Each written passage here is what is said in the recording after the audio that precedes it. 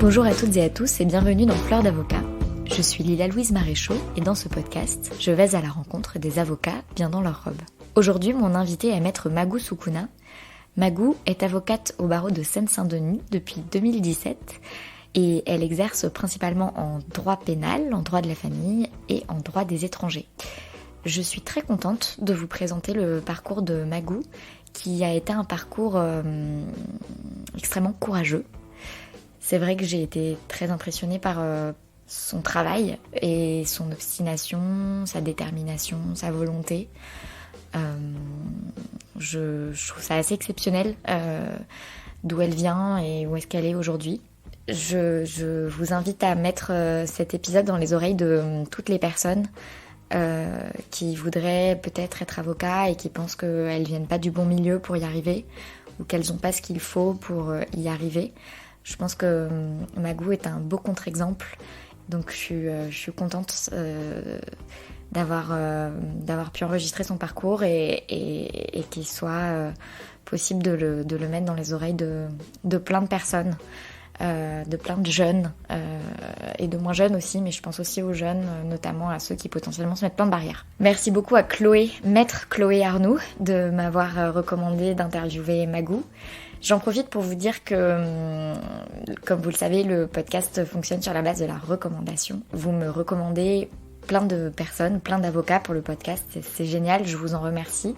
Il peut s'écouler un long temps entre le moment où vous me recommandez quelqu'un et le moment où je diffuse, où je l'interviewe, et encore celui où je diffuse son interview parce que j'essaye de varier les profils. Le type d'avocat qu'on me recommande pas assez, ce sont d'une part les collaborateurs. J'ai fait une petite demande sur Twitter il y a pas longtemps et depuis ça va mieux, j'ai des nouveaux noms, mais vraiment pensez aussi à me recommander des collaborateurs et des collaboratrices, hommes et femmes, pas forcément des tout jeunes, hein. On peut aussi être collaborateur à 8, 9 et plus années d'exercice. Donc n'hésitez pas à me recommander des collaborateurs. Et aussi, je le précise, je sais pas comment ce sera pris, mais j'ai peu de recommandations de personnes de couleur. J'aimerais que le podcast soit représentatif aussi de toutes les ethnicités, mais pour ça j'ai besoin de vos recommandations. Donc si vous connaissez des collaborateurs, hommes, femmes et des personnes de couleur, je vous en prie, et si elles sont épanouies bien évidemment, merci de me faire un petit message pour me les recommander pour le podcast et je me ferai un grand plaisir de les interviewer. Voilà, j'en profite aussi pour remercier toutes celles et ceux d'entre vous qui sont venus à la soirée des 1 an de Fleurs d'Avocat. J'ai papillonné entre chacun et j'ai sûrement pas passé assez de temps avec chacun d'entre vous parce que il y avait du monde, beaucoup plus de monde que ce que je ne pensais. Donc je suis très touchée. Le premier événement de Fleurs d'Avocat, on était 5. Le deuxième événement de Fleurs d'Avocat, on était entre 10 et 15. Le troisième événement de Fleurs d'Avocat, on était entre 20 et 25. Et cette fois, je pense qu'on était entre 40 et 50. J'ai pas compté, mais c'est vrai qu'on était très nombreux. Alors, je sais pas si c'est l'effet anniversaire, je sais pas si c'est l'effet aussi campagne électorale pour les candidats au Conseil de l'Ordre, parce que j'ai eu le plaisir d'avoir la présence de plusieurs candidats à l'événement. Donc vraiment je ne sais pas si c'est un effet 1 an plus campagne ou si c'est juste que la communauté grandit et que vous venez de plus en plus aux événements. Enfin voilà, mais en tout cas j'étais très touchée, j'ai passé une excellente soirée, ça m'a fait très plaisir de vous voir réunis, de voir des personnes qui se connaissent pas se parler et partager autour de leurs épisodes préférés, mais pas que, puisqu'il y a aussi eu des discussions sur la vraie recette de la carbonara, par exemple, donc comme quoi on peut vraiment parler de tout aux événements Fleurs d'Avocat. Voilà, donc un grand merci à vous tous, il y en aura d'autres, j'essaye d'en faire tous les 3-4 mois à peu près, des événements. Donc si vous avez manqué celui-là, eh bien vous serez le ou la bienvenue au prochain. Je ne vous en dis pas plus et vous laisse en tête à tête avec Magou et moi, bien sûr, qui vais quand même poser des questions. À la semaine prochaine. Bonjour Magou Soukouna. Bonjour. Merci d'être mon invitée sur Fleurs d'Avocat. Merci à toi de m'avoir invitée. Alors Magou, raconte-moi comment et pourquoi tu es devenue avocat. Alors, moi j'ai eu un parcours atypique. C'est-à-dire que moi, alors déjà, je suis issue d'une famille extra nombreuse. Mon père, il est polygame. Et on est 18 enfants à la maison. Et si vous voulez, moi, j'ai arrêté l'école à l'âge de 16 ans, je pense, vers 16 ans. Parce qu'à l'école déjà ça se passait mal et surtout il y avait tellement d'enfants à la maison, mes parents avaient du mal à gérer, notamment ma mère, que j'ai décidé d'arrêter l'école et de m'occuper de mes petits frères. Où est-ce que tu te situais dans la fratrie? Alors moi je suis la troisième, Donc moi j'avais deux grandes sœurs. Il y en a une qui était au moment où j'ai arrêté l'école, il y en a une qui était partie du domicile familial parce qu'il y avait eu des problématiques familiales qui faisaient qu'elle a dû partir du domicile. Et il y a une année, comme mes frères faisaient des bêtises, mes parents les avaient envoyés au bled. À l'époque, c'était souvent la mode. Et ma sœur était partie, ma deuxième grande sœur était partie aussi en Afrique avec mes frères. Et en fait, à elle, on lui a dit, toi, tu reviens en France, mais les garçons, ils restent là-bas puisqu'ils font des bêtises en France. Et ma sœur avait refusé et avait dit, si eux, ils restent là-bas, moi, je reste là-bas aussi. Donc, du coup, je me suis retrouvée en étant la plus grande avec à peu près 14 petits frères, 13, 14, un peu moins à l'époque, mais on va dire une dizaine de frères en dessous de moi. Et comme ça se passait mal à l'école, j'ai arrêté, moi, l'école. Ça se passait mal, les notes, le tout? Oui, tout, tout, mais parce que après, moi, mes parents, ils savent pas lire, pas écrire. Et on était hyper nombreux. Au début, on vivait tous dans un F4. Donc, ma mère avec mes petits frères et moi dans une chambre, ma belle-mère avec mes autres petits frères. Puis après, on a eu 2 appartements séparés. Mais dès que moi, j'ai compris, si vous voulez, que mes parents ne savaient pas lire, pas écrire et qu'ils étaient, si vous voulez, dans un monde extérieur au nôtre, hein, c'est très simple. Par exemple, nous, on savait pas lire, pas écrire. Et quand ma sœur est arrivée en CP, qu'elle a appris à lire ou à écrire, elle remplissait les carnets de ceux qui étaient en maternelle. Donc moi, quand je suis arrivée au CP, puisqu'on a quasiment tous à chaque fois un an de différence, et il y a même une année où j'ai 2 de mes frères qui sont nés la même année, puisque ma mère et ma belle-mère ont accouché en même temps. Et donc quand ma sœur a su lire et écrire, elle remplissait nos carnets de notes, c'est elle qui remplissait et qui signait nos mots. Et quand moi je suis arrivée en 6e et que j'avais lire et écrire, j'ai fait ainsi de suite pour mes petits frères. Mais je pense qu'on n'avait pas forcément réalisé, c'est quand je suis rentrée en 6e et que j'ai vu que en étant en retard, c'est moi qui signais directement les mots, parce que moi mes parents ils savent pas lire ou pas écrire. J'ai commencé à m'amuser à être en retard, à être absente.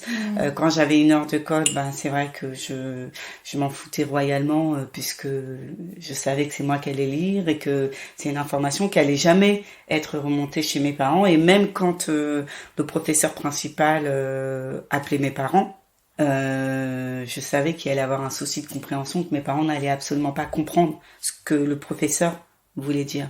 Donc à partir de là, je pense qu'à partir de la 6e, 5e, j'ai commencé, il n'y a pas que moi, puisque du coup, les autres, mes 2 grandes sœurs aussi, et je veux dire, je pense que tout le monde, à partir du collège, on a plus ou moins décroché. Voilà. Qu'est-ce que tu t'es dit quand t'as décroché? Qu'est-ce que ça t'a fait de te dire que t'allais t'occuper de tes petits frères je pense que c'était utile et nécessaire, et pour moi, c'était pas un temps perdu, puisque à l'école, mon niveau régressait à une vitesse, de pas aller en cours. Je veux dire, à un moment, j'avais absolument pas acquis suffisamment de connaissances. J'étais insolente. Enfin, vraiment, j'étais une mauvaise élève. Et puis, j'étais pas.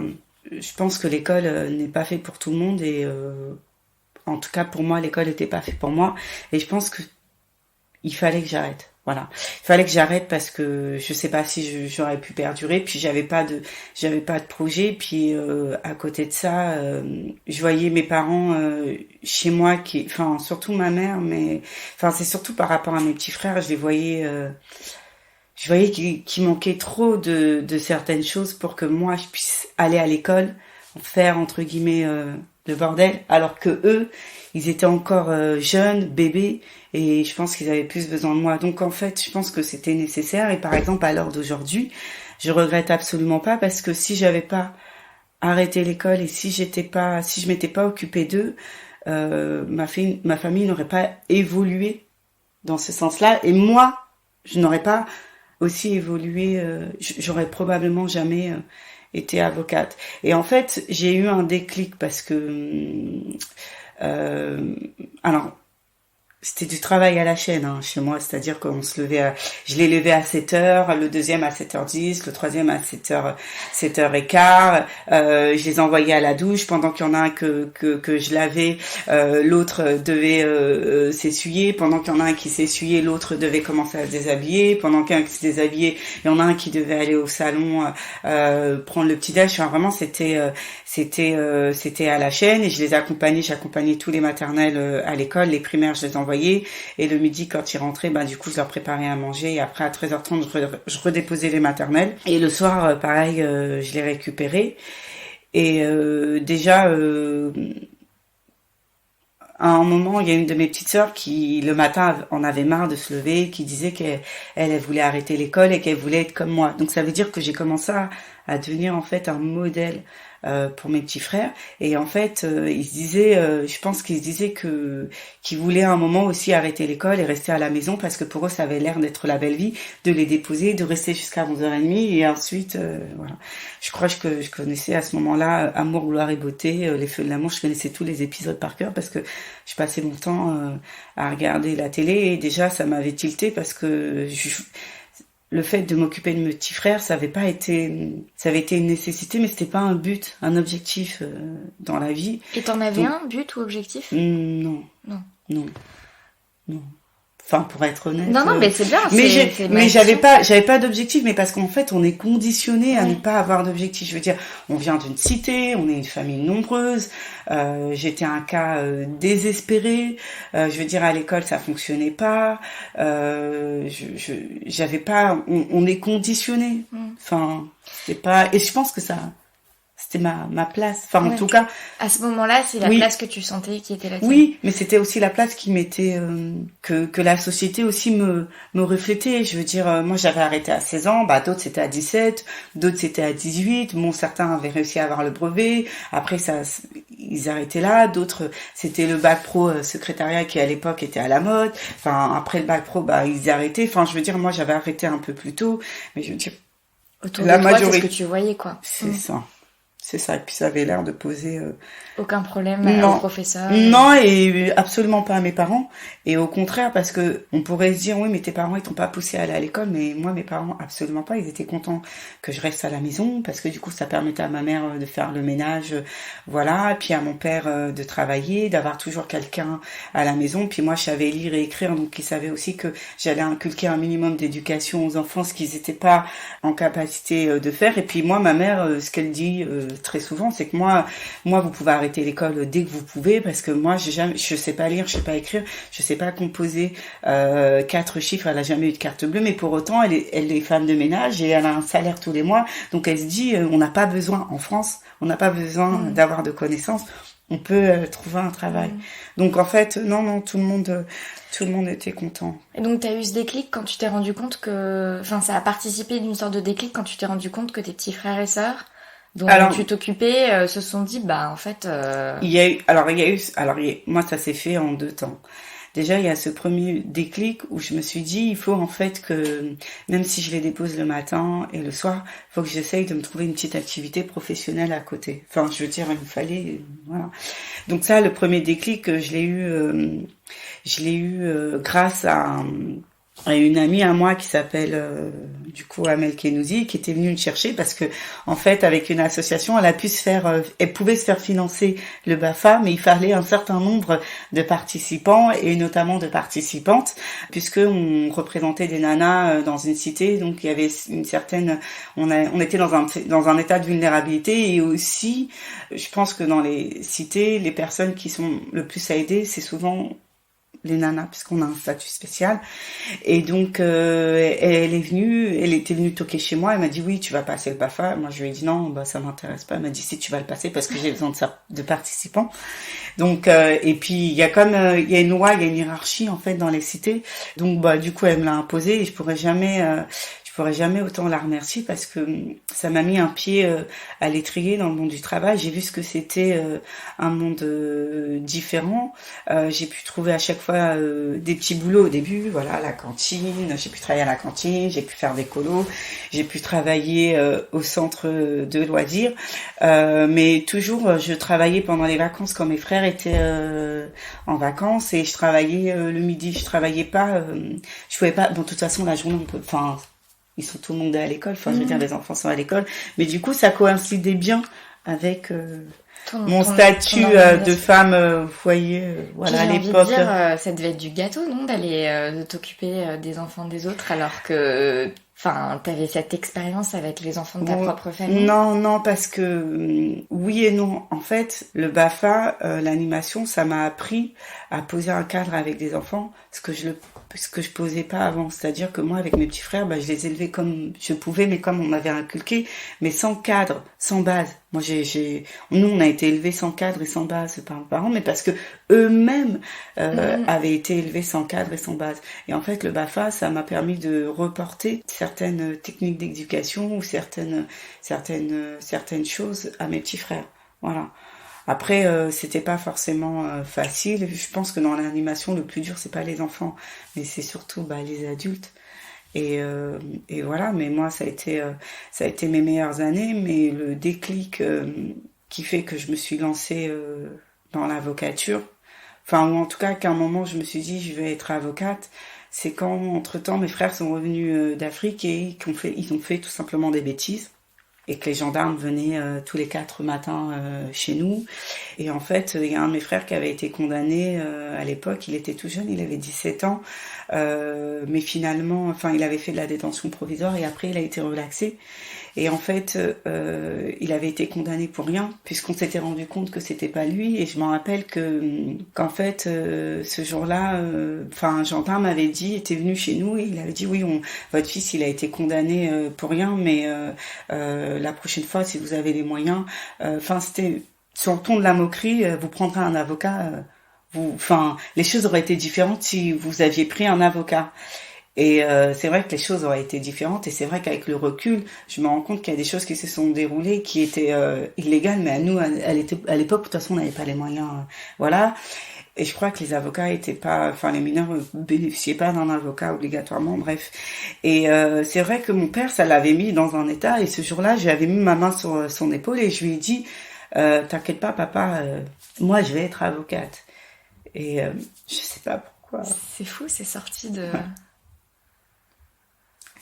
Et en fait, à l'époque, je savais pas que je pouvais pas défendre mes frères.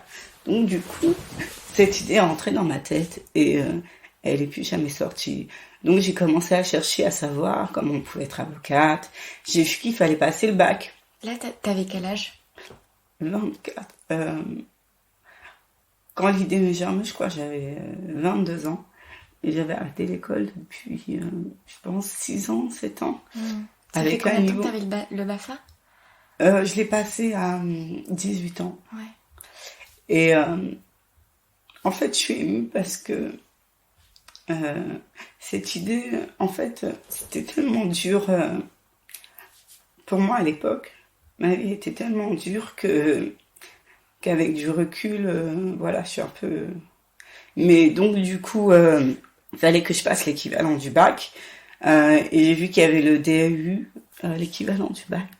Et je me suis inscrite et tout le monde me disait qu'en fait, j'avais pas le niveau. Et je pense que c'est vrai, j'avais pas le niveau, mais j'avais la motivation. Du coup, c'était des cours du soir. Donc, j'y suis allée de 18h à 21h. Et j'ai eu le DAU du premier coup.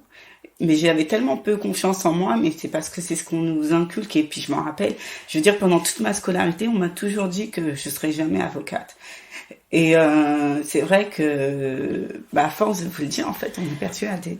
Mais là, tu veux devenir avocate, t'as cette sorte de chose qui est sortie de toi sans même que tu comprennes les mots que tu que tu viens de prononcer et tu te renseignes. C'est ça. Tu t'es renseigné auprès... Enfin, Alors, comment t'as fait ces démarches? Parce que enfin, je comprends que t'étais quand même pas dans un milieu où l'information devait être hyper accessible. Alors, je m'étais renseignée auprès de la mission locale qui m'avait dit que je pouvais passer du coup plusieurs diplômes, mais elle me disait que c'était hyper dur, que les études de droit c'était hyper dur, mais moi j'ai dit que je voulais essayer. Et en fait, dès que j'ai passé le DAE, qui est les diplômes d'accès aux études universitaires, ce qu'il faut savoir, c'est que comme je me sentais pas prête, j'ai fait une année de secrétaire juridique en alternance. Et quand j'ai fait cette année là de secrétariat juridique en alternance, j'étais hyper en contact avec à Fleury, il y avait ce qu'on appelle le PIJ, le point d'information jeunesse, et avec une nana qui était là-bas et qui s'appelait Asna. Je crois que c'était la seule qui me disait mais Magou, si tu veux être avocate, t'as qu'à essayer, il y a telle université, il y a telle, enfin elle me disait essaye de t'inscrire, tu fais une première année de droit puis tu vois, etc. Et elle me disait moi je t'aiderai au maximum, et en fait je me suis inscrite à l'université d'Evry, pas très loin, première année de droit. Alors autant dire que c'était catastrophique. Quand je regarde certaines copies, déjà j'avais pas les codes sociaux. Faut savoir que quand on rentre à la fac, c'est bien d'avoir certains codes d'étudiants que moi j'avais absolument pas parce que j'étais sortie du système scolaire trop tôt, et j'écrivais, enfin l'orthographe c'était même plus du français, c'était de manière phonétique et puis c'était de manière texto, mais parce que je savais plus comment les mots s'écrivaient, le mot pourquoi, bah je l'écrivais POURKOI, mais pour moi je voyais pas la faute. Voilà, j'écrivais plus français, donc la première année a été catastrophique. Du coup, j'ai quand même redoublé la première année parce que du coup, je me suis dit, il faut quand même que je devienne ce que j'avais dit, en tout cas à mes parents. Et donc, j'ai fait ma première année, ensuite ma deuxième année. Mais j'ai redoublé ma première année. Quand t'as eu déjà ton diplôme d'accès à l'université, tes parents devaient être fiers ou est-ce qu'autour de toi... Enfin, tes parents se rendaient du coup peut-être pas forcément compte, mais est-ce qu'autour de toi, t'as eu des... Non, parce que en fait, c'est comme si toute ma vie j'avais eu à prouver mon intelligence. Je pense que les gens autour de moi disaient, bah, elle a eu un coup de chance, elle a eu l'équivalent du bac, et à ce moment-là, j'avais que le bac. Je veux dire, j'étais absolument pas connue et reconnue, et ça n'effaçait pas, si vous voulez, mon statut de fille difficile entre guillemets. J'étais un peu une cassos. Ça enlevait pas ton étiquette, quoi. Non, mais je les comprends. Avec du recul, je les comprends. Donc non. Puis mes parents, ils étaient pas. Battu, quoi. Oui, mais même mes parents, quand j'ai fait des études de droit, j'ai commencé à voir, mes parents ont commencé à voir la valeur de mes diplômes quand je suis arrivée à peu près, je pense, à la licence en droit. Et là, petit à petit, parce qu'en fait, j'ai fait ma première année, j'ai redoublé ma première année, je suis partie en deuxième année. Donc tu t'accroches. Voilà. C'était hyper difficile. Je pense qu'en deuxième année, en plus, comme j'avais pris mon appartement dès la première année, en fait, le déclic aussi, enfin, c'est pas un déclic, mais ce qui m'a poussée à faire des études de droit, c'est quand j'ai eu après l'équivalent du bac, quand j'ai voulu reprendre à la fac, j'avais peut-être 24 ans. J'ai pris mon appartement, pas très loin de chez mes parents, mais parce qu'en fait, j'étais obligée et nécessaire. C'était obligé et nécessaire parce que, il y avait au moins 12 enfants et dont, je sais pas moi, peut-être 8 de moins de 12-13 ans, et c'était impossible pour moi de travailler dans le calme. Il y avait jamais de calme chez nous. À partir de 6 heures, il y avait toujours un bébé qui était réveillé, et le soir, il y en avait toujours un qui pleurait jusqu'à au moins minuit. Et donc, quand j'ai eu mon appartement, j'avais, entre guillemets, toutes les billes pour pouvoir travailler. Et donc, du coup, je me dis, c'est soit je termine ce que je voulais faire, ou soit... Et comment t'as fait pour cet appartement ? Mais du coup, avec l'animation, j'ai pu travailler à temps partiel. Et avec, du coup, ce job à temps partiel, j'avais déposé une demande de logement à la mairie pour un HLM que j'ai pu obtenir peut-être 1 ou 2 ans après. Mais du coup, j'avais déposé ma demande. Donc, tu travaillais en temps partiel, en plus que tu reprends les études avec un retard. Mais après, j'ai travaillé en temps plein. Ouais. Oui, c'est-à-dire que pour ma L2, au début, je travaillais à temps partiel. Mais quand j'ai eu mon logement, rien que le prix du loyer, parce que j'avais pas trop d'aide, j'étais célibataire, etc. Je rentrais pas dans les cases. J'ai quasiment toujours travaillé à temps plein, surtout que moi j'ai toujours aidé mes parents financièrement. Et donc je sais que quand je suis partie du domicile, euh, déjà au niveau de l'éducation, bah il y avait une personne en moins, donc je pouvais pas me permettre en plus de ne pas continuer à les aider financièrement. Donc du coup, il fallait que je puisse m'assumer moi, mais continuer à aider mes parents. J'aidais pas mes parents pour aider mes parents, j'aidais mes parents pour mes petits frères. Parce que fallait que qu'ils aient des vêtements, qu'ils mangent, enfin qu'il n'y avait pas de difficulté. Je voulais pas que mon départ provoque une certaine carence auprès de mes parents.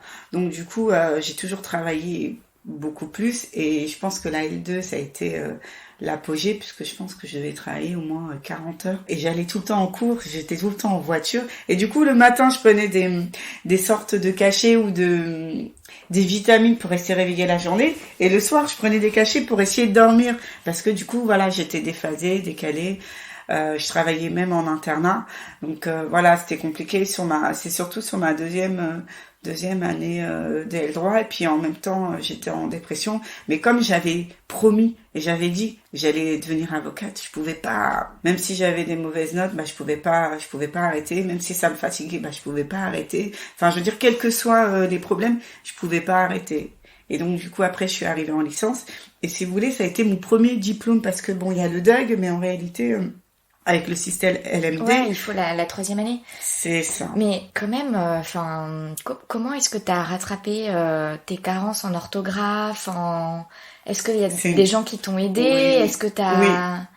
Oui, alors c'est une très très très très bonne question. En fait, le hasard fait que à ce moment-là, j'ai renoué. Alors après, c'est vrai que quand on est alors ce qu'il faut savoir, enfin en tout cas pour moi, c'est que quand on est à la fac, on est quand même dans un autre monde et on côtoie des personnes qui ont un bac plus. J'ai renoué avec une amie d'enfance qui s'appelle Emilia Dragna, qui elle, à 24 ans, avait déjà eu 2 Master 2, qui pouvait rentrer dans enfin, je sais plus si elle avait commencé une thèse ou pas, mais vraiment qui lisait au moins un livre par semaine, voilà. Et en fait, à chaque fois qu'on s'écrivait par texto, donc elle me disait que j'écrivais absolument pas français, donc elle me forçait à écrire français sur les textos et elle me disait, je lui demandais mais comment toi tu fais pour être aussi intelligente, comment tu fais pour parler aussi bien, comment tu fais pour écrire aussi bien, mais elle me disait il y a pas de secret, il faut lire. Mais moi je lui dis mais tu lis quoi, parce que moi je lis Public, je lis Le Voici, je lis et je dis je comprends pas, je lui disais tous les jours je mets des posts sur Facebook et je lis tous les commentaires, tous les posts, etc. Et là, elle me disait non, en fait, c'est pas de la lecture. Et donc, elle achetait des livres et elle me les donnait. Je pense que sans elle, concrètement, j'aurais jamais pu parler ou écrire français. Je parlais français, mais c'était pas un français. Je veux dire, il y a que nous entre jeunes de cité qu'on se comprenait. Je veux dire, même aujourd'hui, actuellement en audience, quand il y a des jeunes, des fois, de cité qui parlent et qui disent certains mots ou certaines expressions, et des fois, je leur dis, c'est bon, on vient du même endroit. Il me dit, non, vous savez pas ce que c'est. Je lui dis, je sais très bien.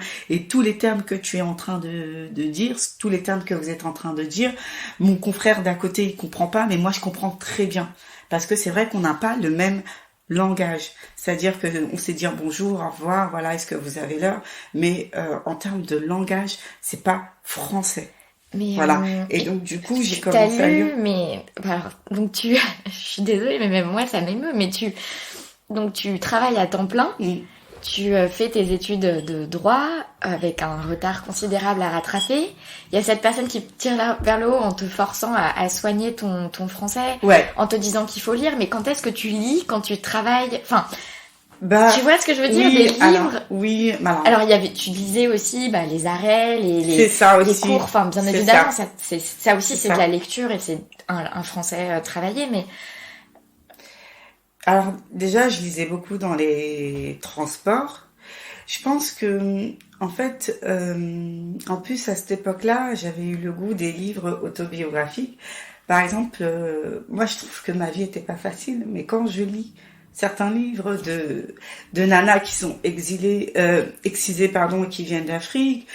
Quand je vois certaines qui sortent des tournantes, quand je vois ces livres autobiographiques, ben, je me dis que moi, ma vie, en fait, elle était belle. Et en fait, je lisais de plus en plus de livres. Et je pense que quand on commence à lire un livre, on commence à avoir un petit peu le goût de la lecture. Donc moi, j'ai eu le goût de la lecture. Et puis, il faut aussi dire que les études de droit, peut-être pas la première année, mais à partir de la deuxième année, et notamment le droit pénal, ça a commencé à me passionner. J'ai commencé à être passionnée par les histoires qui concernaient le droit pénal. J'ai commencé aussi à me passionner sur la personnalité des criminels, parce que du coup, moi, ça me faisait écho à ce que je vivais dans ma propre famille. Et donc, voilà. Après, je pense que de fil en aiguille, j'ai commencé à lire, et puis même les arrêts. Je veux dire, à un moment, j'ai commencé à me passionner, parce que ce qu'il faut savoir, c'est que quand je suis arrivée en deuxième année, j'avais redoublé ma première année, et je me suis dit, soit je redouble toutes les années jusqu'à la fin, soit je travaille encore plus et je me paye un prof particulier pour essayer de progresser. Je me suis payé une prof particulière une fois par semaine, et donc du coup j'ai commencé à apprécier le droit, parce que j'ai commencé à faire les arrêts avec elle, à faire les exercices, j'ai commencé à évoluer et à avoir des meilleures notes à la fac, et t'as pris confiance en toi. Oui, c'est ça. Et puis c'est vrai qu'à la fin, j'ai jamais eu alors j'ai eu des 15, mais à côté de ça j'avais des 5, mais j'ai toujours eu la moyenne. J'ai toujours réussi à avoir des bonnes notes dans certaines matières et des mauvaises dans d'autres. Mais j'ai quand même j'ai eu le goût du droit, de la lecture, je pense, à partir de la deuxième année. Et c'était formidable après. Et donc, du coup, j'ai poussé les ailes. Oui, oui. Et donc, c'est ce que j'avais demandé. Ce que je comprends, c'est que la première année a été très difficile. Oui. Alors, tu t'es accroché, tu t'es dit non, je n'échouerai pas, j'irai jusqu'au bout, parce que c'est ce que je me suis dit que j'allais faire. Et que c'est finalement que dans ta première année que t'as un peu pris le goût de ce que tu étudiais, quoi. C'est ça, ouais. c'est ça. C'est-à-dire que le DAU, c'est que 4 matières. Et comme je l'ai eu en 1 an, en fait, je me suis dit, mais en fait, j'ai un potentiel extraordinaire. Je dois être la nana la plus intelligente, sans trop. Mais c'est ce que je me suis dit. Génial. Mais c'est ce que je me suis dit. Et je me suis dit, le DAU que j'ai eu en 1 an, parce que il faut dire que moi, j'avais même pas eu le brevet. J'ai eu aucun diplôme avant. Et puis j'étais vraiment nulle. Enfin, je veux dire, avec du recul, de manière objective, j'étais vraiment nulle. Je pense que j'étais une des dernières. En scolarité. Oui.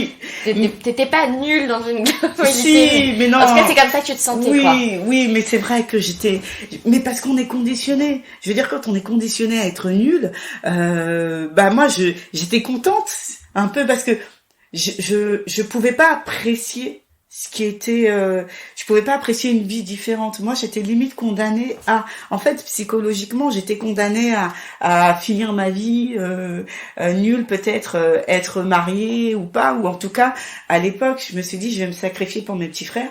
J'étais tellement nulle à l'école que je me suis dit, il faut que je me sacrifie pour eux, parce que je sais faire que ça. Donc, tu t'es dit que t'allais trouver du sens dans leur accomplissement à eux. C'est ça. Et surtout aider mes parents. Donc ça faisait, j'arrivais à avoir 2 objectifs en un. Et en fait, quand j'ai eu le DAU, du premier coup, je me suis dit, non, c'est le premier diplôme. En plus, je l'ai eu du premier coup, mais ça veut dire que peut-être je suis dotée de capacités insoupçonnées. Et c'est comme ça que j'avais décidé d'attaquer ma première année. Et en fait, non, ça m'a remis les pendules à l'heure. Et sans travail personnel. Et ça... Ma pote Emilia Adrania, en fait, elle me le disait tout le temps.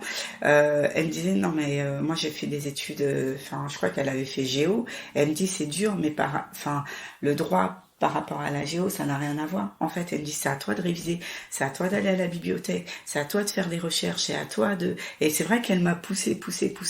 Et en fait, elle me disait que j'étais hyper médiocre et que je pouvais pas rester dans ma médiocrité, qu'il fallait que je puisse évoluer et avoir une autre vision des choses. Et c'est elle qui fait que j'ai quand même mentalement, je me suis remise à une certaine place. Je me suis pas dit finalement ah non bon je suis pas si bien que ça, je suis nulle. C'est parce que je me suis dit, c'est surtout ce que je me suis dit, c'est que voilà, j'ai un niveau et il faut que j'atteigne tel niveau.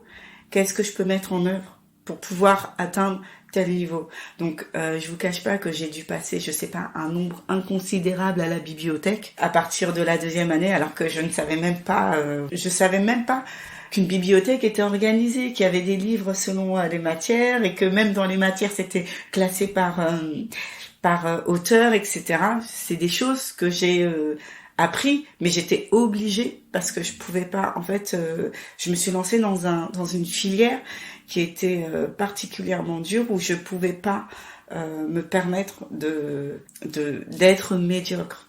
Donc du coup, voilà, j'ai fait des heures à la fac, mais c'est pour ça qu'aussi la nuit, j'étais obligée de prendre des cachets pour dormir, mais parce que mon cerveau il travaillait beaucoup. Le matin, j'avais du mal à me lever, donc quand je me levais, avant je buvais pas de café, je savais pas ce que c'était que de boire de café, mais quand on a besoin d'avoir un cerveau opérationnel à 8h ou à 9h. Et donc, tu as cette rencontre avec certaines matières. Ouais. Alors, le droit pénal, sans trop de surprise, parce que c'est aussi ce qui t'a amené, que du coup, tu prends de manière assez holistique, parce que tu te passionnes pour voilà, la personnalité des criminels, les pénalistes. Enfin, ce que je comprends, c'est que vraiment, c'est aussi l'univers, quoi. C'est pas que la matière et que ça t'a permis de te cultiver. Finalement, tu l'as pris comme un support de toute façon, il faut que je lise, il faut que je me cultive, il faut que... Puis j'ai arrêté les publics, les magazines. Bah je partais chaque semaine pour m'acheter voilà, ce genre de magazines. Un gros changement d'habitude, quoi. C'est ça. Et comment ça a été perçu autour de toi? Parce que t'as dû tellement changer ta manière de t'exprimer. Oui, alors au début on me disait que je me la pétais, que je commençais à donner des mots de vocabulaire que les jeunes de cité ne connaissaient pas. Et en fait surtout on me disait de toute façon tu vas jamais réussir. Donc moi après c'est vrai que je sortais plus beaucoup, enfin je sortais plus comme avant ma passion c'était de sortir à partir de 16h 17h quand tout le monde arrêtait l'école et de me poser en bas de chez moi dans le banc, de rester avec mes copines, de regarder ce qu'il y avait à faire et de rentrer tard. C'était une passion. J'étais pressée de sortir de chez moi et rien faire, galérer. C'était vraiment, je veux dire, d'un œil extérieur, quand le maire, par exemple, va passer dans la ville, il va voir les jeunes, il va dire, oh, voilà, les jeunes galèrent en bas des bâtiments, etc. Pour moi, c'était une passion. Je veux dire, on était tous pressés. À l'époque, on n'avait pas les portables et encore... de vous retrouver en bas de l'immeuble. Oui, voilà. Et de rien faire et de galérer. Ouais, mais de rien faire ensemble. C'est ça. C'est ça. Et pas chez vous. Non, mais parce qu'on pouvait pas, on traînait en bande. Non, mais c'est ce que je dis, c'est que du coup, c'était aussi, enfin, toi, ta journée, c'était d'être avec ta famille. Oui. Donc, je comprends que c'est ça. C'était aussi c'était un échappatoire. Oui, c'est ça. Et donc, du coup, ça, tu pouvais plus le faire. Et voilà, ça, oui, c'était fini, hein, quand, voilà. Et déjà, je rentrais dans un certain monde, et quand je sortais, que je discutais, effectivement, déjà, mon entourage changeait, mon vocabulaire changeait, et puis on me disait juste que je me la pétais, mais parce que c'était inédit. Je veux dire, déjà, quand j'ai commencé déjà à avoir la licence, bah du coup, Asna, là, elle me disait de me ramener tous mes diplômes. Donc déjà, quand j'ai ramené le DAU, elle l'a accroché derrière elle. Donc quand les gens venaient, voilà, au pige, ils voyaient ça. Ensuite, quand j'ai eu le DUG, bon, il y avait quand même un diplôme, ben elle me l'a accroché. Quand j'ai eu la licence, elle l'a accroché. Et en fait, elle décrochait le diplôme à chaque fois d'avant pour mettre le nouveau. Et après, je suis revenue la voir et je lui dis, j'ai le master 1. Du coup, elle l'a accroché. Comment tu t'es sentie quand t'as eu ta licence? À chaque diplôme, même le DUG, la licence, comment, enfin...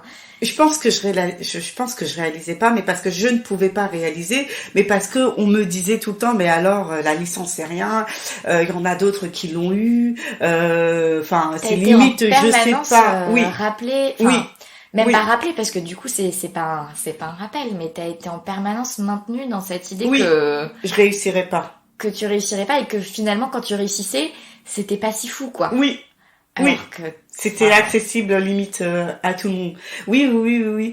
Le regard il a changé le jour où j'ai réussi le barreau. Parce que du coup, après mon master 1, je lui ai dit, voilà, maintenant que j'ai le niveau ASNA, c'est soit je te ramène le master 2 ou soit je te ramène le concours du barreau. Et elle me disait, si t'as pas le concours du barreau, même si t'as le master 2, moi ça me suffit. Et moi je lui ai dit, j'ai pas fait tout ça pour m'arrêter au master 2. On a 3 chances pour le passer. Bon, moi, je me disais tout de suite que je l'aurais jamais du premier coup. Pour moi, j'allais l'avoir du deuxième, voire du troisième. Je réfléchissais déjà aux passerelles, de si je l'avais pas, je serais 7 ans juriste, etc. Et puis c'était vrai, on s'est préparé. En fait, quand on est conditionné à l'échec, même quand j'étais en première année, je me disais si je marche pas, si ça fonctionne pas, j'irai faire un BTS notariat. Bon, je suis passée en deuxième année. Si ça fonctionne pas, je ferai autre chose, une passerelle. À chaque fois, c'est ce qu'on se dit. Après le master 1, je me suis inscrite au CRPA et je me suis dit si je réussis pas le concours, je vais quand même m'inscrire en master 2 au cas où. Entre-temps, je savais quand même que c'était un concours tellement difficile que j'ai quand même fait une prépa. Je suis pas allée comme ça, j'ai économisé je sais pas combien de temps, parce que moi j'avais du mal à faire des économies, j'avais tellement de dépenses que, pas des dépenses somptuaires, mais il fallait, voilà. Vivre. C'est ça. Et aussi, il faut savoir que à côté de mes études de droit, j'étais la préposée à la scolarité chez moi. C'est-à-dire que j'ai pas fait mes études j'ai raté aucune remise, aucune réunion parents-professeurs de tous mes frères au collège et aussi quand ils sont passés au lycée. J'ai raté aucune remise de bulletin. Tu mettais un point d'honneur à suivre ça. Oui, parce que moi j'étais en échec scolaire et je me suis dit pas les autres. Et en fait, ça a payé.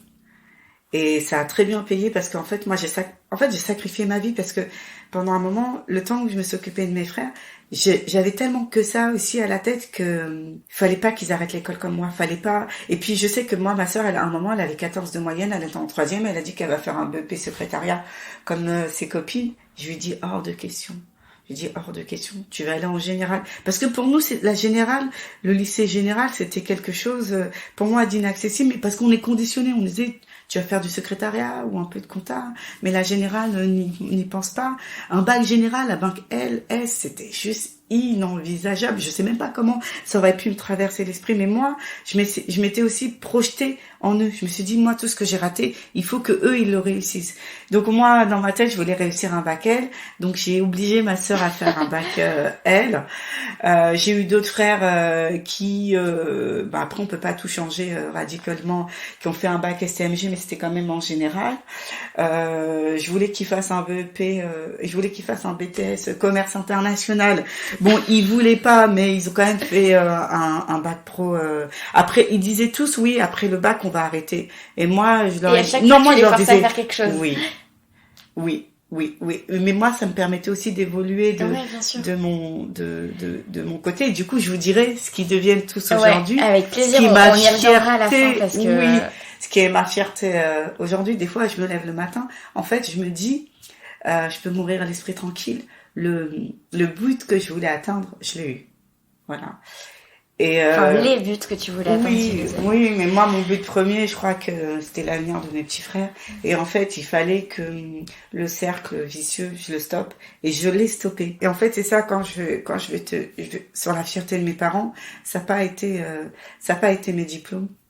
Ça a été le changement de cap dans la famille. C'est-à-dire que nous, on est partis d'une famille polygame, cassos, à la famille qu'on est aujourd'hui. Alors rien n'est parfait, je pense que les choses sont pas parfaites, mais je te dirai ça après. Donc du coup, j'ai fait mon master 1, j'ai fait ma prépa pendant l'été où je suis pas sortie du lundi au dimanche pour essayer de réviser. Alors après, j'ai aussi avec le temps appris que moi j'avais une mémoire auditive, donc j'ai pas beaucoup travaillé sur l'écrit, mais parce que j'avais pas. T'avais compris que c'était pas ta force, ouais. Non, que moi j'avais une mémoire auditive et que j'avais besoin qu'on m'explique les choses. Et ensuite c'est pour ça que ça avait bien marché, la prof particulière, je suppose. Non, parce qu'elle me poussait plus sur les écrits et sur la lecture. Non, je pense que de manière générale, c'est ça qui fait que ça a bien réussi dans ma scolarité, c'est que en fait les cours d'amphi restaient dans ma tête et quand on arrivait au partiel, je me souvenais du cours précisément. Et puis j'ai appris aussi, elle m'a appris, ma prof particulière, à maîtriser le code. Et en fait, quand on commence à maîtriser le code, j'avais pas besoin de connaître le cours, puisque j'arrivais à savoir, et après... À aller chercher l'information à l'endroit où elle était. Ouais. C'est au niveau de la méthode, la preuve particulière m'a énormément aidée, parce que j'ai appris à savoir faire un cas pratique, savoir faire une dissertation, et savoir faire un commentaire d'arrêt, et surtout rechercher l'information. Voilà. Et dès qu'on apprend ça, je pense que voilà. Et donc, du coup, j'ai eu Et ce CRFPA? Oui, voilà. Ah, c'est ça. Tu l'as eu? Je l'ai eu du premier coup. J'en revenais pas d'ailleurs quand le jour des résultats, je m'étais pas déplacée. J'avais cours parce que moi j'étais en master 2, donc j'ai fait ma vie comme si de rien n'était. Mais je savais que les résultats étaient donnés. Mais pour moi, je me disais tellement que j'allais pas l'avoir du premier coup que je suis partie en cours. Les résultats, je crois, qu'ils étaient diffusés à 9h, 9h30. Mais moi, je commençais qu'à 10h30 ou 11h. Donc je suis partie à la fac à 10h30, 11h. Je pensais même pas. J'allais regarder, mais comme si on va regarder le menu du midi. Ah, aujourd'hui c'est pas des pâtes, c'est du riz. Je me suis dit j'allais regarder entre deux pauses et voilà. Et ce qui s'est passé, c'est qu'à l'époque les notes étaient affichées et j'étais dans les transports, je reçois bravo d'une collègue. Je lui dis comment ça? Elle me dit bravo, t'as réussi les écrits. Moi, j'y croyais pas. Moi, j'ai dit, mais c'est pas possible. J'étais dans le bus. Et alors, j'étais excitée, etc. Et puis, en plus, c'était juste les écrits. Mais je me dis, non, mais non. Et puis, moi, j'avais pas commencé à réviser les oraux. Parce que je me disais tellement que j'allais pas l'avoir que, voilà, je continuais ma vie. Elle m'a dit oui, oui, oui. Puis, en plus, t'as eu une bonne note, etc. Parce que, alors, oui, il faut savoir que à l'époque, on avait 4 matières. Donc, ma première matière que j'ai passée, c'était droit des obligations et je crois procédure civile. Et on avait 5 heures et moi, j'ai pas réussi à finir les 2 exercices. Mais je me disais, c'est pas grave, j'aurais jamais 17 parce que dans ma scolarité, je travaillais pas forcément bien ces matières-là. Je savais quel est le prof qui allait noter. Donc, j'avais pas fini et je me suis dit, c'est pas grave, j'aurais jamais 17. Donc, si je pouvais avoir, 5 ou 6 ou même 7 dans les 2, ça me suffisait. Parce que moi, j'avais tout misé sur la note de synthèse. C'est un exercice qui ne nécessite absolument pas de connaissances, mais qui nécessitait juste un petit peu de réflexion et il fallait avoir un esprit synthétique, ouais. Oui. Sauf que ce que j'avais absolument pas prévu, c'est que rien que le titre, je ne l'ai absolument pas compris.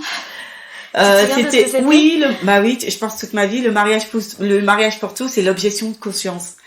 Et le mot objection, jusqu'à maintenant, maintenant je sais à peu près, je l'ai pas compris. Quand on m'a donné alors je me suis dit, il doit y avoir des résumés, il va y avoir de la doctrine, ça va me permettre de comprendre ce que c'est.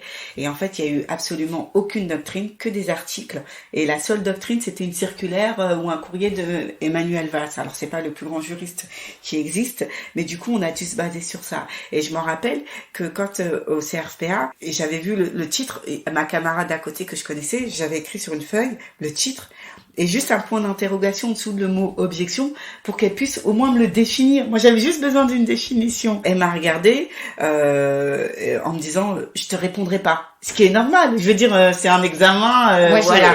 Voilà. Bon, non, mais c'est normal. Donc, c'est un exercice où on est censé rester 5 heures. Et moi, j'ai un tic, mais depuis la naissance, c'est que je suce mon pouce. Et en fait, j'ai sucé mon pouce de la première minute. Je suis restée, je crois, dans la salle peut-être 1h30, parce que quand on comprend pas, ça sert à rien, voilà. Je suis restée 1h30, j'ai sucé mon pouce pendant 1h30, il restait 30 minutes, et là, je me suis dit, je vais quand même écrire. Un truc, ouais. J'ai écrit ce que j'ai compris, voilà, compte tenu des documents qu'ils nous donnaient. Et en fait, quand je suis sortie de là, alors tout le monde a fini hyper tôt cet examen, parce que je pense que personne n'avait compris aussi. Sauf que certains, il y en a toujours qui disent qu'ils comprennent, bon moi, voilà. Et quand je suis sortie, j'ai eu envie de pleurer parce que je me suis dit, moi j'avais tout misé sur cet exercice-là. Et finalement, sur un mot, je me suis tellement focalisée sur ce mot-là que voilà, j'ai fait ce que je pouvais. J'ai mis des choses. Je mettais le mot objection de conscience sans comprendre la phrase. Ça se trouve, voilà, je savais même pas si c'était un nom ou un verbe. Enfin. La nature du mot, ça c'était compliqué. Et quand je suis sortie, j'ai eu envie de pleurer.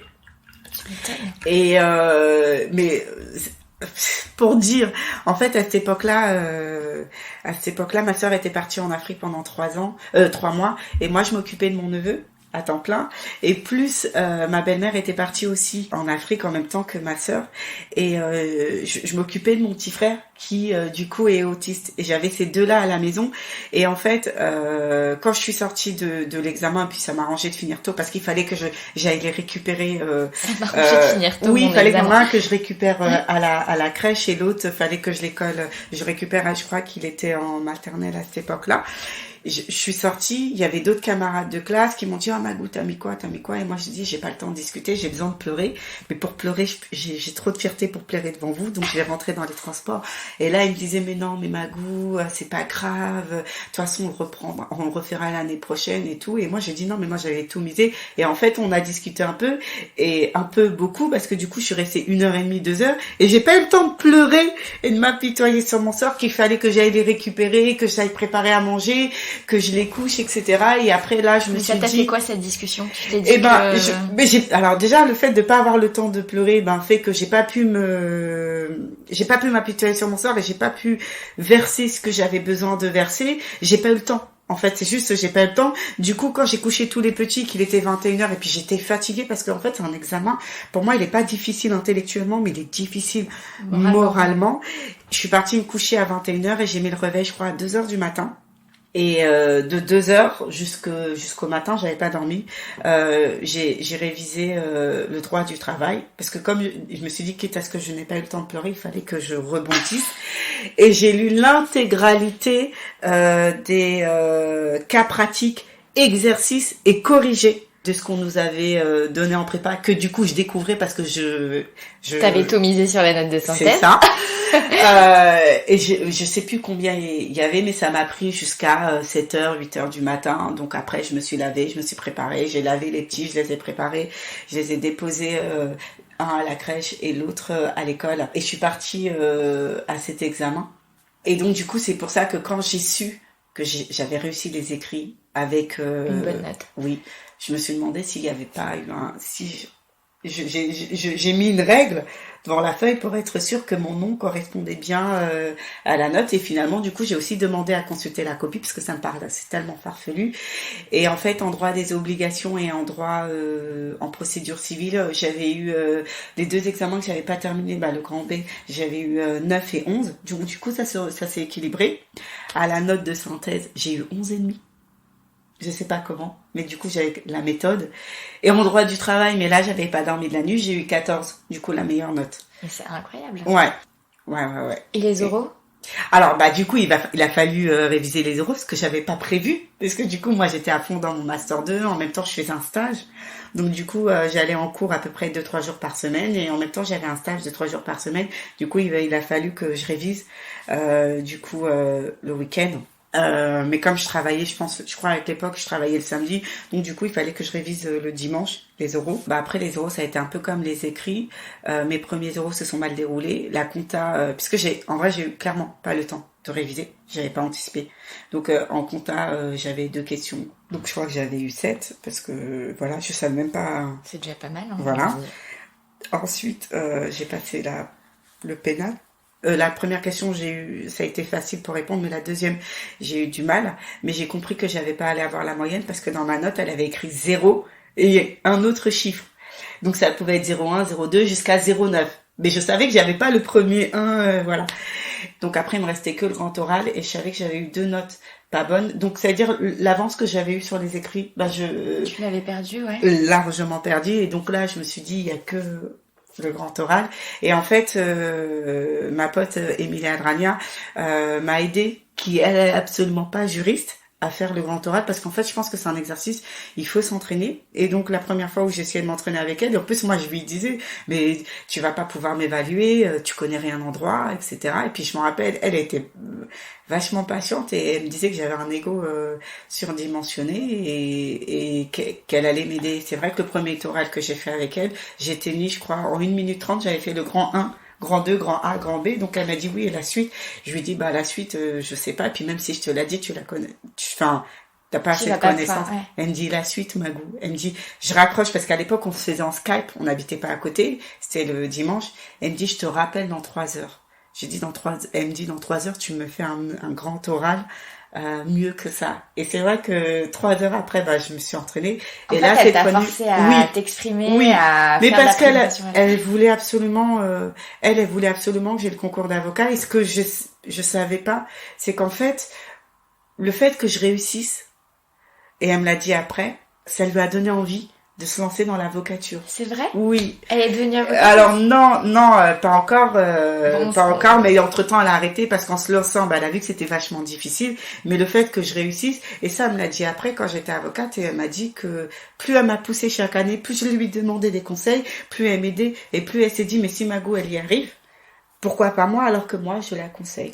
Et donc du coup, on a fait... Bon, elle t'a vachement aidé, mais moi j'ai un suspense incroyable. Je veux savoir si t'as eu ce grand oral. Eh ben, du coup, je suis allée au grand oral et mon sujet a été la liberté de se vêtir. Et en fait, je suis passée avec la bâtonnière du tribunal d'Evry, un de mes profs, et je pense un magistrat du tribunal administratif. Et alors, le grand oral s'est bien déroulé pour moi. Il y avait des questions, même des questions simples où j'ai eu du mal à y répondre parce qu'à un moment ils m'ont dit mais c'est quoi la devise de la France? Et moi je lui ai dit je sais pas.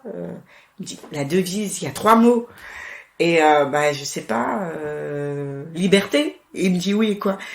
J'ai dit fraternité, égalité. Il dit liberté, égalité, fraternité, mais tellement à la fin, j'ai eu tellement eu du mal à le sortir que tout le monde rigolait. Puis il y avait 3 copines à moi qui passaient l'oral, qui étaient là, voilà. Il y avait des questions simples où j'avais du mal à répondre et des questions difficiles auxquelles j'avais, voilà. Mais j'ai essayé d'être le plus à l'aise possible et j'ai essayé d'être d'interagir, voilà. Et en fait, à chaque fois que je répondais aux questions, je pense qu'ils ont senti que j'avais quand même cette envie de réussir. À chaque fois, j'avais de l'entrain à répondre à leurs questions et des fois, je leur les laissais même pas terminer. Ils me disaient attendez, laissez-nous terminer parce que avant que vous répondiez à côté. Et j'étais tellement, pour moi, c'était comme un challenge. Taquet, quoi. Oui, voilà, parce que c'était la dernière épreuve et puis j'avais tellement tout raté qu'il fallait pour moi que je réponde à un maximum de questions. Et en fait, ils ont souri tout le long. Et quand je suis sortie, ils avaient souri, ils étaient contents et en fait ils m'ont remercié, je suis sortie et en fait ceux qui étaient derrière ils m'ont dit bon je pense que tu l'as réussi, tu auras peut-être la moyenne. Bon moi je faisais le calcul, je me disais bon si j'ai 10 seulement, est-ce que je vais réussir, etc. Et en fait 2-3 jours après les résultats n'étaient pas donnés, j'ai revu cette bâtonnière dans la rue et je lui dis c'était vous qui étiez là et elle m'a dit oui, elle m'a remercié, elle m'a dit qu'elle avait vu que j'avais de la motivation, qu'elle espérait avoir d'autres personnes parce qu'elle me dit ça se voit qu'en fait vous le vouliez, donc elle m'a pas dit ma note mais elle m'a dit que c'était une très bonne prestation, etc.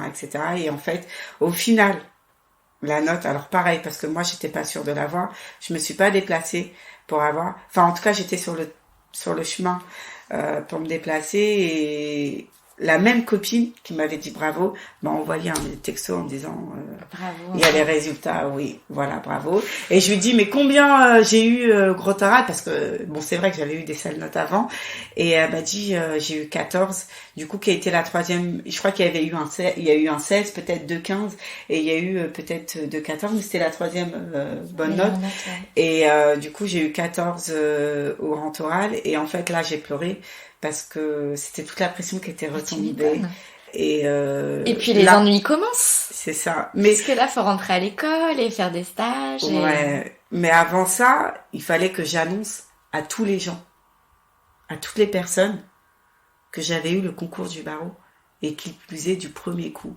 Et c'est là où le regard a commencé à changer parce que les gens disent mais déjà elle est partie jusqu'au bac plus 4, mais c'est sûr qu'elle l'a eu, mais est-ce que c'était un concours spécial, est-ce que les gens ont commencé à se poser des questions et moi quand je l'ai eu, la première personne que j'ai appelée, les premières personnes, donc déjà il y a Émilie, celle qui voilà, donc je lui ai dit que je l'ai eu, donc elle était hyper contente, hyper fière, ça se trouve elle a dû verser une larme parce que voilà c'était compliqué.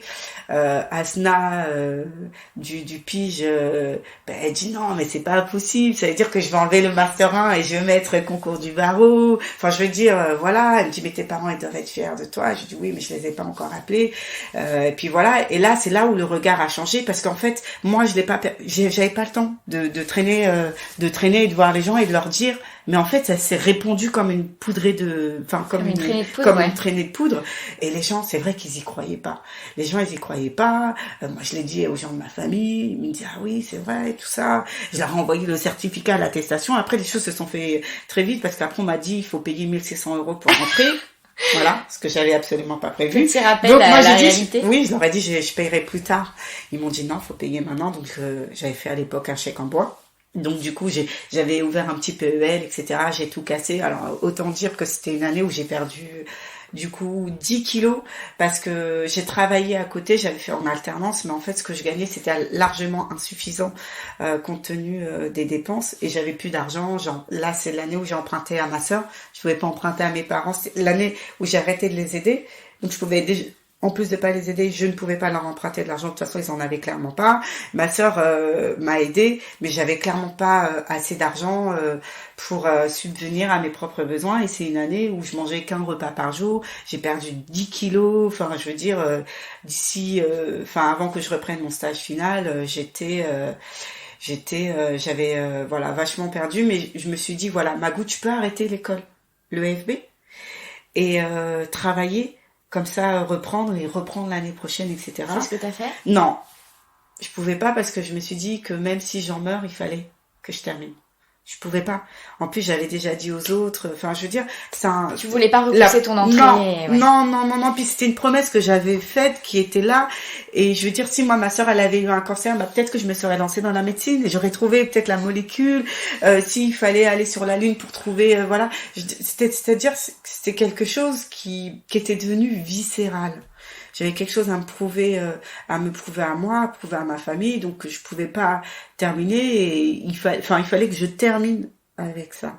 Et donc du coup, j'ai terminé le stage final. Attends, mais parce que donc tu me dis parce que là, tu rentres dans l'école et maintenant c'est plus des jobs c'est plus des jobs de secrétaire ou faut que tu trouve un stage, une alternance. Oui, alors quand j'ai fait mon alternance, j'étais assistante de justice.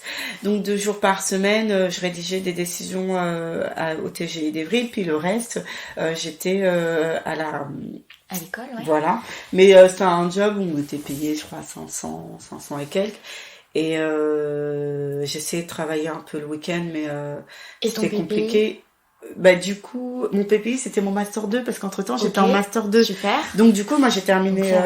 voilà. Et ensuite, ton stage final? Et mon stage final, j'ai trouvé un stage au cabinet d'Amélie Semac, qui m'a absolument appris toutes les règles déontologie et tout ce que je sais maintenant. Et si j'étais pas passée dans son cabinet, je pense pas que j'aurais pu être l'avocate que j'ai aujourd'hui, parce que c'est quelqu'un qui est calme, c'est quelqu'un qui a une facilité d'explication, qui est très pédagogue, qui a comme objectif principal son cabinet. Et qui est très, je crois que j'ai jamais trouvé quelqu'un d'aussi travailleuse, et qui m'a, je pense que quand je suis rentrée dans son cabinet, j'étais un peu faux-folle, et qui m'a recadrée. Et en fait, ce qu'elle me disait, c'est que j'avais appris beaucoup de mauvaises habitudes, et qu'il fallait d'abord défaire ces mauvaises habitudes avant, voilà. Et ce qu'elle me disait, c'est qu'il fallait que elle avait beaucoup de choses à m'apprendre, mais il fallait que je lui laisse un champ pour qu'elle m'apprenne des choses, parce que voilà, j'étais trop voilà. Mais est-ce que à ce moment-là déjà t'as eu l'impression que ça y est, t'avais diminué le gap entre toi par rapport à d'où tu venais et d'autres personnes qui ont un parcours moins... Mais déjà dès la fac, parce que déjà moi quand j'avais 24 ans, que j'étais en première année, ils avaient tous 18 ans. Moi j'ai eu des copines qui sont devenues avocates, mais à 23 ans.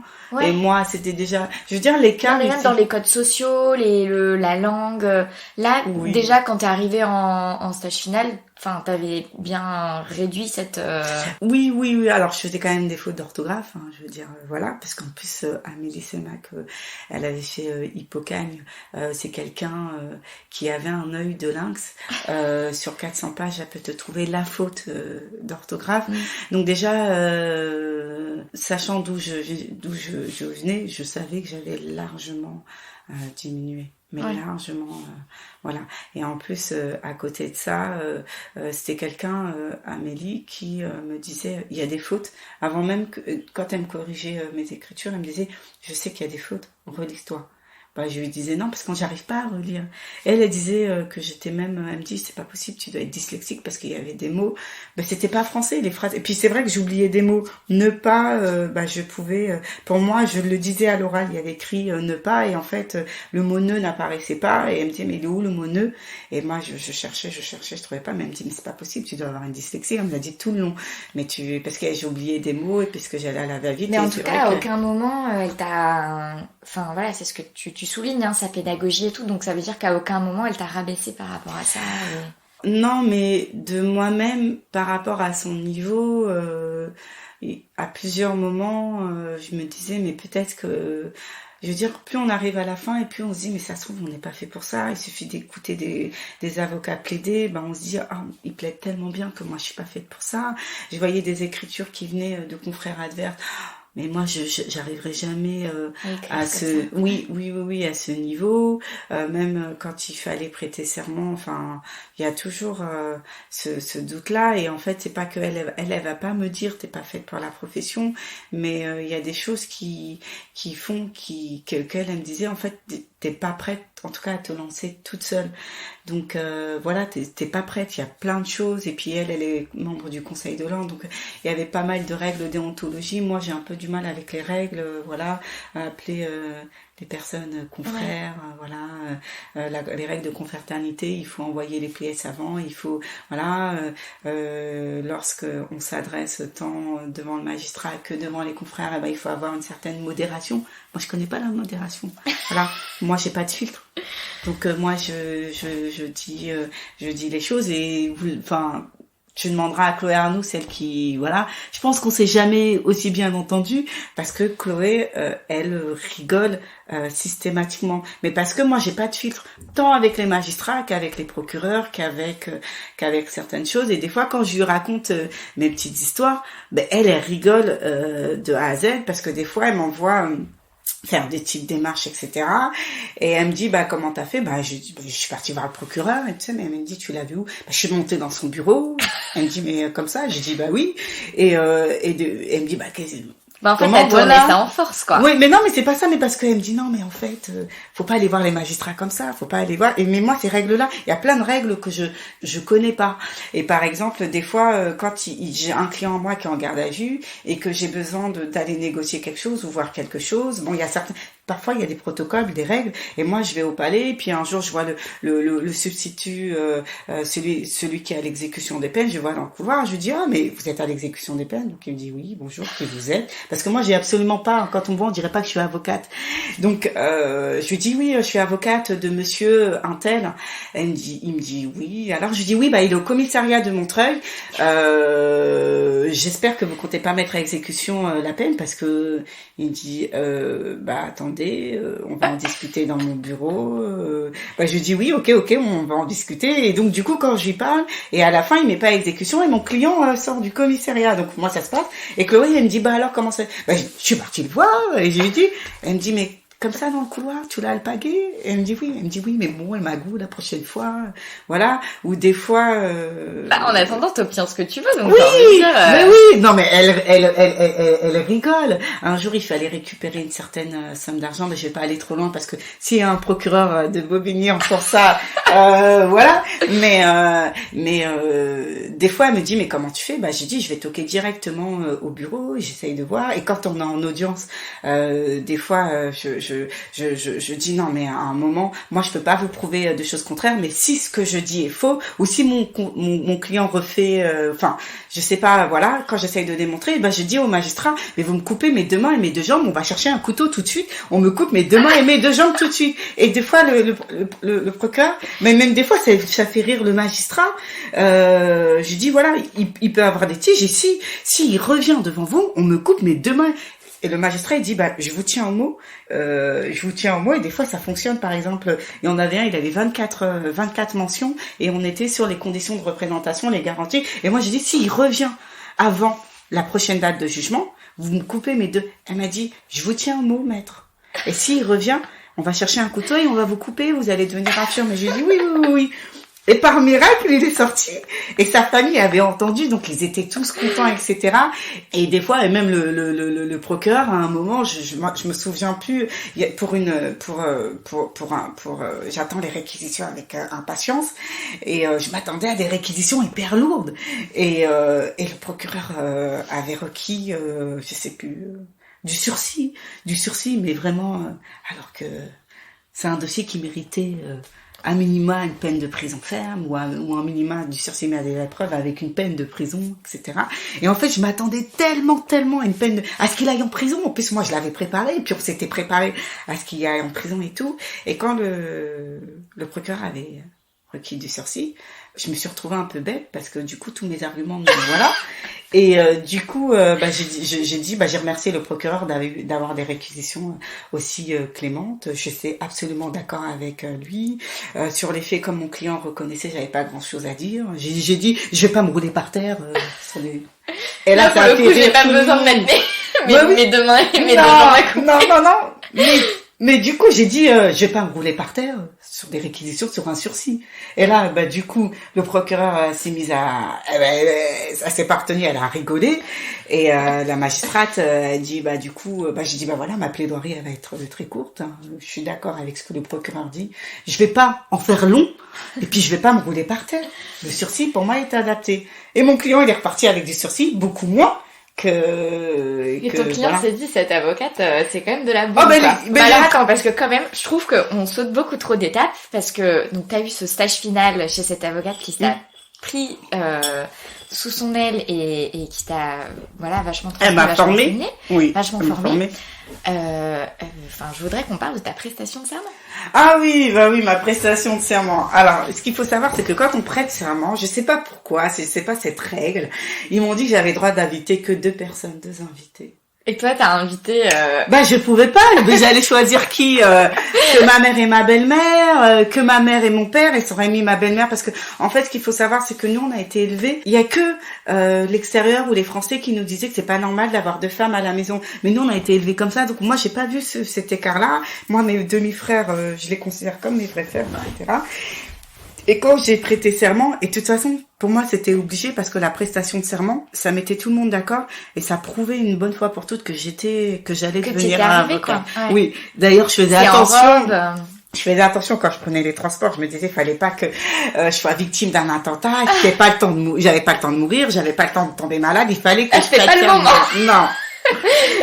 Et donc, à ma prestation de serment, j'ai invité du coup tous mes frères et ma mère, et j'ai invité une copine à moi. Et ce qu'il faut savoir, c'est que le jour de ma prestation de serment, donc on est tous passés. Alors, il faut dire ce qui est, on n'était que 2 blacks, moi et Abdoulaye, si c'est un confrère. Et je pense que ça a été ça un petit peu le tournant. Donc, tous mes frères sont arrivés. Bon, vous connaissez les Africains plus ou moins en retard. Au moment où ça a commencé, j'étais tellement en retard que du coup, Amélie Sema, qui était membre du conseil, qui était venue avec Sonia, elles sont parties chercher mes frères. Ils étaient tous, on était arrivés vachement à l'avance, mais ils ont voulu manger au McDo plus loin. Et quand ils sont arrivés, il y avait la longue queue.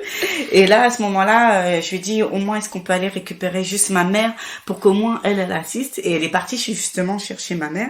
Et ma mère s'est retrouvée toute seule. Elle s'est donnée. Dans la salle, oui, avec que des hommes et des femmes en costard, cravate, hyper bien habillés. Les magistrats, le procureur général qui était hyper bien habillé. On était tous des élèves avocats en robe.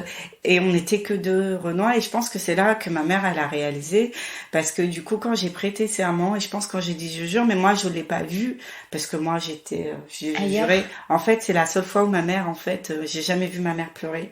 Et elle a pleuré. Et en fait, je sais pas ce qui l'a fait pleurer parce qu'elle a pas compris, elle sait pas ce que c'est, je jure, et voilà. Et en fait, je pense que ça a été l'image tellement forte de voir sa grande fille porter une robe, d'être dans une salle particulière avec des gens particuliers, parce qu'elle, elle sait pas ce que ça représentait. Enfin, je veux dire, elle voit une belle salle, mais pour elle, ça se trouve au niveau de ses critères de beauté, c'est pas ça, voilà. Mais elle a vu qu'elle était dans une salle particulière. C'est de la solennité quand même, elle a ressenti le moment solennel de l'instant, quoi.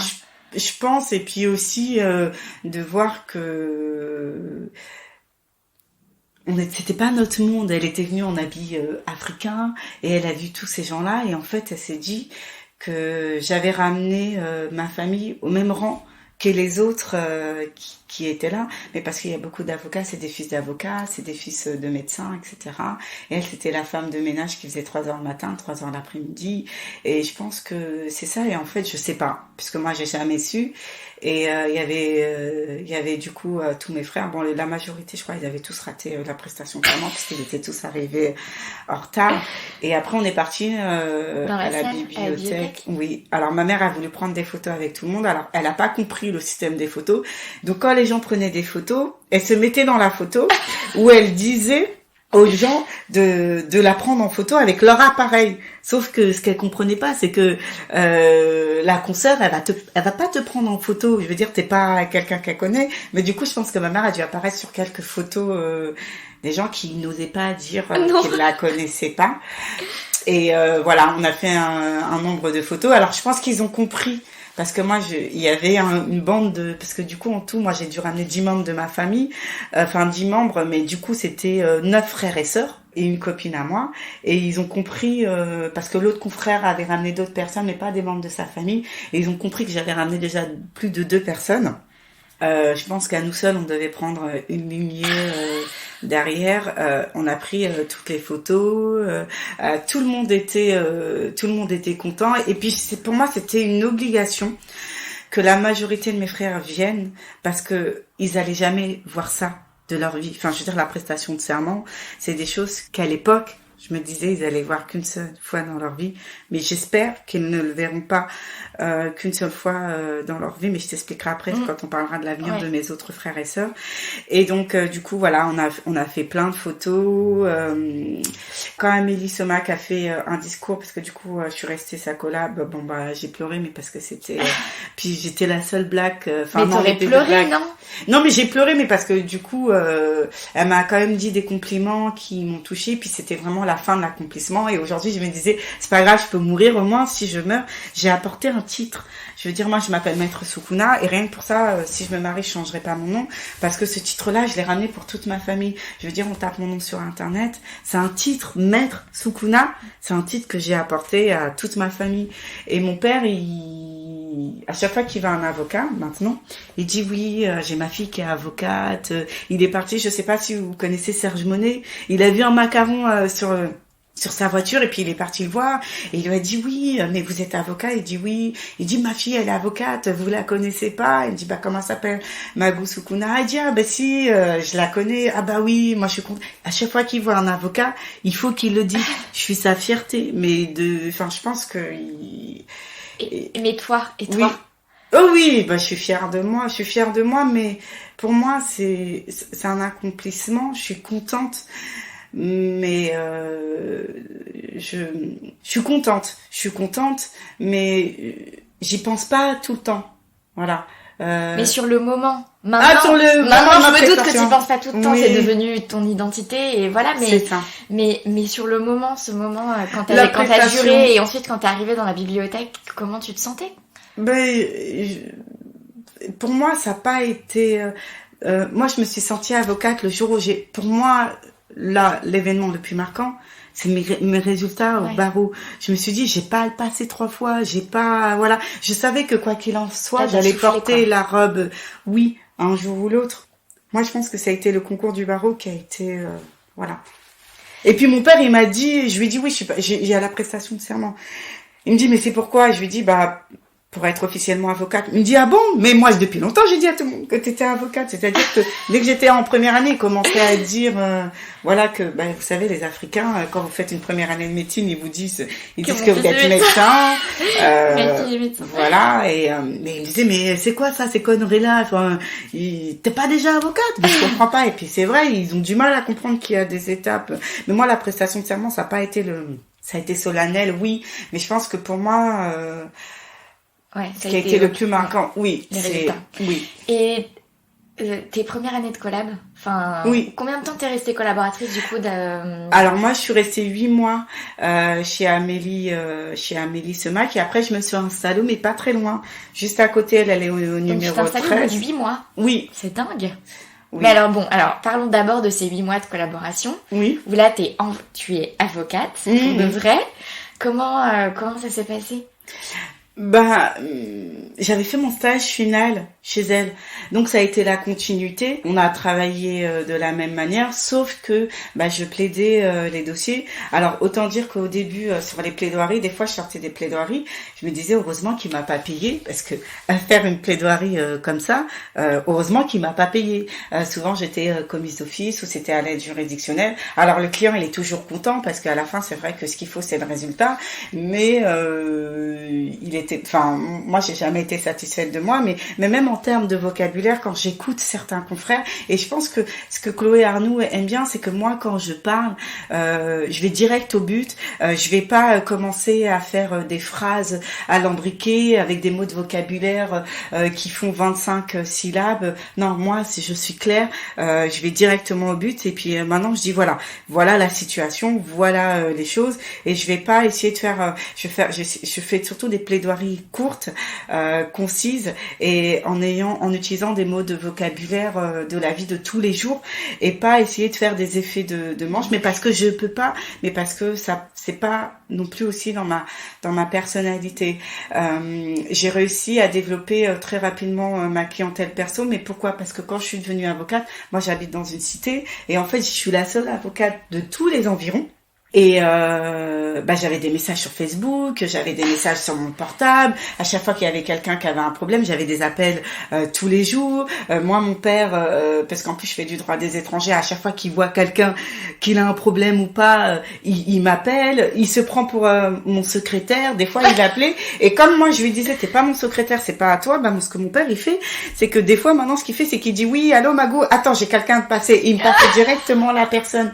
Et c'est comme ça que j'ai pu développer très rapidement ma clientèle, et c'est pour ça que je me suis installée à mon compte, parce que j'ai eu beaucoup d'appels.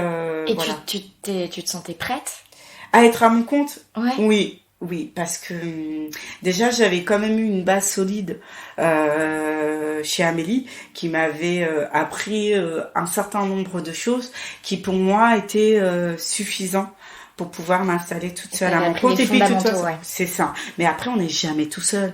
Je veux dire, quand il y a besoin d'aide, Amélie elle me dit tu pars, mais à chaque fois que tu as besoin d'aide, tu viens, tu m'appelles, voilà. Puis elle est à côté. Je veux dire, j'ai 20 mètres, et elle est à côté. Et puis il y a pas mal de confrères qui sont là. Qui sont prêtes à qui nous aident. Ouais, mais comment est-ce que parce que donc toute cette clientèle que tu t'es faite rapidement, mais c'est pas forcément une clientèle qui a trop les moyens nécessairement de payer. Oui. Donc comment est-ce que tu as fait le lien entre toutes ces personnes qui ont besoin d'un avocat et le travail que tu peux faire, et qui pour en vivre, et puis pour pouvoir pour en vivre et être à ton compte doit aussi, tu vois, être rémunéré. Comment Oui. Alors après, moi j'ai pas la même notion, le même rapport à l'argent que d'autres personnes, parce que nous on n'a pas on était très loin d'être riches, et on n'a pas vécu avec grand chose, ce qui fait que moi j'ai une notion à l'argent qui est différente. Et donc du coup moi j'espère ne pas changer, mais moi quand un dossier rentre, c'est pas un dossier où c'est un dossier qui rentre, je me dis pas c'est de l'argent qui va rentrer. Donc bon, la majorité c'est très souvent même d'ailleurs à l'aide juridictionnelle, et même des fois quand certains me disent oui mais Magou, moi je peux te payer, bon moi je dis oui mais vu que tu rentres à l'aide juridictionnelle, j'ai toujours fait des dossiers moi à l'aide juridictionnelle, mais parce que moi j'ai voulu être avocate.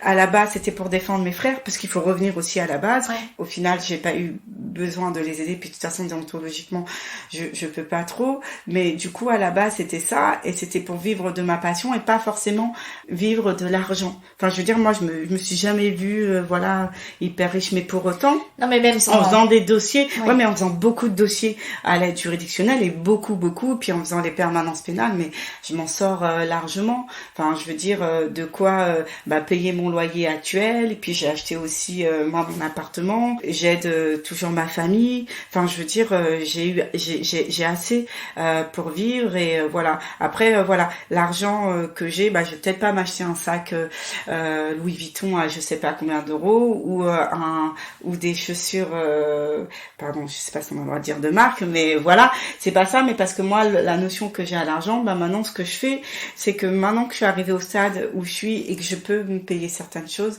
des fois je préfère faire des grands repas et inviter l'intégralité de ma famille, ou acheter une tablette à un de mes frères pour qu'il réussisse, ou donner de l'argent à quelqu'un qui réussit le bac ou des diplômes. Enfin vraiment. En tout cas, t'arrives à tourner avec l'AJ, quoi. Oui. Enfin principalement l'AJ. Moi, je fais des dossiers, je fais des clients perso. Ouais. Je fais aussi des clients perso, mais en tout cas, de manière générale, sur l'ensemble de ma clientèle, oui, j'arrive à vivre. Génial. Voilà. Et j'envisage de m'associer avec une autre consoeur. Alors là, ça fait combien de temps ? Moi, je suis avocate, du coup, depuis 2 ans et demi. 2 ans et demi. Voilà. Et là, on va s'associer et acheter quelque chose. Et j'aimerais, à l'avenir, avoir des stagiaires payants et avoir des collaborateurs. Et voilà. Et donc, cette consoeur avec qui tu voudrais t'associer, c'est... Enfin, voilà, vous partagez une envie, une vision. Oui. Parce que en fait, pourquoi un besoin de s'associer aussi ? Alors, je pense que tout seul on avance bien, et qu'à deux on avance plus vite. Et d'ailleurs, j'aimerais même te la présenter, parce qu'elle aussi, elle a eu un parcours atypique. Et bon, je veux absolument pas spoiler, mais on a discuté d'ailleurs plusieurs fois, et on a discuté un jour où on est parti au fin fond, où elle a commencé à me dire oui mais moi Magou, moi ma vie était pas facile, j'ai un parcours atypique, et puis elle me raconte, mais je vais pas te spoiler parce que c'est vraiment enrichissant son parcours. Et moi je lui ai dit oui mais attends, mais Clara, tu me fais rire, mais moi tu sais d'où je viens, parce qu'en plus moi je suis hyper jeune, et donc elle a cru que j'avais un parcours classique. Et en fait je lui ai dit moi je vais te raconter très rapidement. Et en fait je lui ai raconté ma vie, et en fait les larmes aux yeux sont montées à elle. Et ce jour-là, contrairement à aujourd'hui, j'avais pas pleuré. Et à la fin de la conversation, elle m'a dit on est fait pour être ensemble. Et elle est rentrée, puis elle en a parlé à son mari, qui lui aussi est avocat. Et un jour aussi, j'ai rencontré son mari. Et en fait, de là, en fait, on s'est rendu compte qu'on avait toutes les deux un parcours atypique, mais qu'on avait la même valeur, enfin qu'on avait les mêmes valeurs, les mêmes principes, le même rapport à l'argent, et qu'en fait les buts qu'elle a dans la vie, c'est exactement les mêmes que j'ai. Et voilà, on a dit que voilà, on voulait s'installer. Et puis c'est vrai qu'il y a beaucoup de confrères qui se disent oui, mais vous vous associez, mais vous savez pas comment dans l'avenir ça. Mais moi, j'ai un rapport tellement différent à l'argent et des choses que je me dis, mais même c'est comme le mariage. Vous vous mariez, mais tu sais jamais combien de temps le mariage ça va durer. Demain, tu fais un enfant, tu penses que ton enfant va vivre 80 ans, mais tu sais jamais s'il va durer. L'association, c'est pareil. Ça peut durer toute notre vie, comme ça peut s'arrêter. Mais si je me lance pas, je ne serai jamais. Non. Et pareil, quand je me suis lancée dans le droit, et comme dans tout ce que je me suis lancée, Tu te rends compte que t'as eu besoin de faire aucun de tes plans B, C, D, E, non, S. Ouais. Non, mais c'est quand même. Enfin, t'en as parlé de tous les plans que t'avais élaborés. Si ça marche pas, il y a ça, et puis non. Enfin, t'as eu besoin je parlais d'abord de mes plans B avant du plan A. Je me disais, quand les gens me disaient, ah, mais t'es en deuxième année de droit, oui, mais je disais tout de suite, mais je pense que je vais me réorienter vers un BTS notaire. Ah, mais tu fais du droit, ouais, mais peut-être que je serai inspecteur des impôts. Enfin, je sais pas, plein de choses, mais pour moi, ça me paraissait tellement. Et quand je suis devenue avocate, bah là, j'avais atteint le but ultime. Et puis c'est surtout, du coup, les gens, quand ils ont vu mon parcours atypique, moi, j'ai suscité des vocations. TF1 est venu. C'est ce que j'allais te demander. Ouais. Oui, bah TF1 est venu. TF1 est venu chez moi, puis j'ai reçu des prix par rapport à ça. À chaque fois que, par exemple, la communauté africaine ou des gens des cités, ils m'appellent systématiquement, ils me disent, il faut que je vienne, Magou, il faut que je raconte mon parcours, parce qu'il y a des gens qui sont au collège qui se disent qu'ils pourront jamais faire ça, parce que c'est ce qu'on leur dit, voilà. Et puis, et en fait, moi, je suis pas rentrée dans le détail, mais moi, ma vie, elle était tellement dure à la base, que les gens aussi s'en rendent compte, ils pensent que nous on relève d'une classe moyenne et que j'ai quand même réussi à atteindre la haute société. Sauf que c'est pas, moi je suis pas, nous on n'est pas sortis de la classe moyenne. Je pense que nous on est sortis de la classe la plus basse qui pouvait se passer, et que nous c'était très dur. Je veux dire, nous on mangeait pas à notre faim, on n'avait pas un lit, on a vécu dans des conditions qui étaient tellement difficiles que voilà. Et moi j'ai réussi à changer la donne. Alors avant qu'on reparle de ton entourage et de peut-être déjà de ce que sont devenus tes frères et sœurs et des vocations que t'as suscitées, etc. Maintenant, on a un petit peu parlé de ton style comme avocate et donc de ta clientèle et de comment t'abordes les choses, et mine de rien, tu vois, cette audace, le fait d'être sans filtre, c'est carrément un truc qui joue pour toi dans plein de tes dossiers, j'ai l'impression. Alors pour certains, mais il y en a d'autres où, bien entendu, le magistrat il me regarde de haut et il se dit, mais elle vient d'où elle, c'est limite il va pas vérifier si t'es vraiment avocat. Oui, voilà, il se dit, mais celle-là on l'a jamais faite, etc. Après, mais ça passe ou pas? Pour le moment, peut-être que j'ai de la chance, mais oui, ça passe. Mais parce que je pense qu'aussi, ça les réveille et puis ça leur change, je veux dire, des fois, moi je parle avec, pas forcément des magistrats, si, oui et non, et même des fois avec des procureurs, et en fait, ce qu'ils me disent, ce qu'ils aiment bien avec moi, c'est que, ils savent que quand je vais commencer à plaider, ça va pas être la plaidoirie classique, qu'ils entendent ou qu'ils sont habitués, à entendre, et, je pense que des fois aussi, ça réveille certains magistrats parce qu'ils se disent mais elle a l'audace de dire certaines choses. Moi je vais parler par exemple d'un tige alors que il a clairement 5 condamnations, et ça les réveille. Ils disent mais comment elle peut penser au tige alors qu'il est clairement pas éligible, par exemple pour le droit pénal ou autre, ou par exemple quand on a un droit de la famille et que on a des je veux dire même avec des confrères qui plaident hyper bien, etc. Et quand c'est à mon tour, moi je mets ma main comme ça, et puis je dis rien ne vaut une longue plaidoirie. C'est très simple.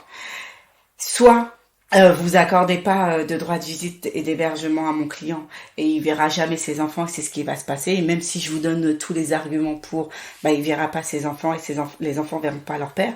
Ou soit ce qui est avancé par l'autre partie avec tous les arguments qui des fois sont bien argumentés, et même il y a des choses, voilà. Soit vous décidez de laisser une chance à mon client. On ne sait pas ce que l'avenir va donner, et en plus on est sur des décisions qui sont jamais figées sur l'avenir. Soit vous lui laissez une chance et vous laissez à cet enfant la chance de voir son père, et ce père de voir cette chance, nonobstant les faits de violence ou les faits qui sont prétendument étendus, parce que moi je vais pas faire très long. C'est soit ça, et il n'y a pas 36 000 solutions, et des fois le magistrat il se dit comme moi je n'ai pas avancé plusieurs choses, je lui dis voilà, c'est vous avez la balle dans votre truc, c'est ça, vous avez la balle dans votre camp, vous choisissez ce que vous voulez, et on sort de là. Et 3 semaines après, je reçois la décision, et j'ai ce que j'ai. Mais parce que moi, à un moment, j'essaye d'être pragmatique et d'être, voilà. Et c'est vrai que moi, je pourrais jamais sortir, par exemple, certaines plaidoiries qui sont de très bonne qualité, ou peut-être dans le futur. Et des fois, quand je sais que je suis heurtée à ça, et que moi, ce que je veux obtenir, c'est ça, et je vais pas forcément faire un long syllogisme, mais moi, je vais directement au but. Et le magistrat, il se dit, elle a fait quelque chose de court, de clair, de précis, et elle a dit ce qu'elle voulait. Et peut-être que c'est ça qui joue. Et des fois, même en sortant de la salle, avant de se voir la décision, je sais que la décision va être positive, oui. Et le client, très souvent, me remercie. Et je lui dis, mais on n'a pas reçu la décision. Elle me dit, oui, mais en fait, la manière dont vous m'avez défendue, je me suis sentie défendue. Et c'est ce que je voulais. En fait, vous m'avez remis ma dignité. Il y en a un, il m'avait dit, oui, que je lui avais remis sa dignité. Et c'est ce qu'il voulait. Et bon, après, j'ai quand même... Je sais pas, c'est une petite chance, mais j'ai des bons résultats. Non, c'est pas de la chance, c'est de la compétence. Mais... Oui, mais je sais pas, parce que je pense aussi que j'ai un ange qui est au-dessus de moi, et voilà. Je pense pas qu'il y a que la compétence, je pense qu'il y a aussi un peu de chance. Et tu disais tout à l'heure, moi il y a des jeunes, je comprends ce qu'ils disent, personne d'autre dans la salle comprend ce qu'ils disent parce que c'est pas le français. Ouais. Ça c'est un truc que du coup que t'arrives aussi bien à mettre, le fait de pouvoir avoir cette clientèle, de les comprendre vraiment, et de pouvoir traduire, de pouvoir les traduire finalement aussi. Est-ce que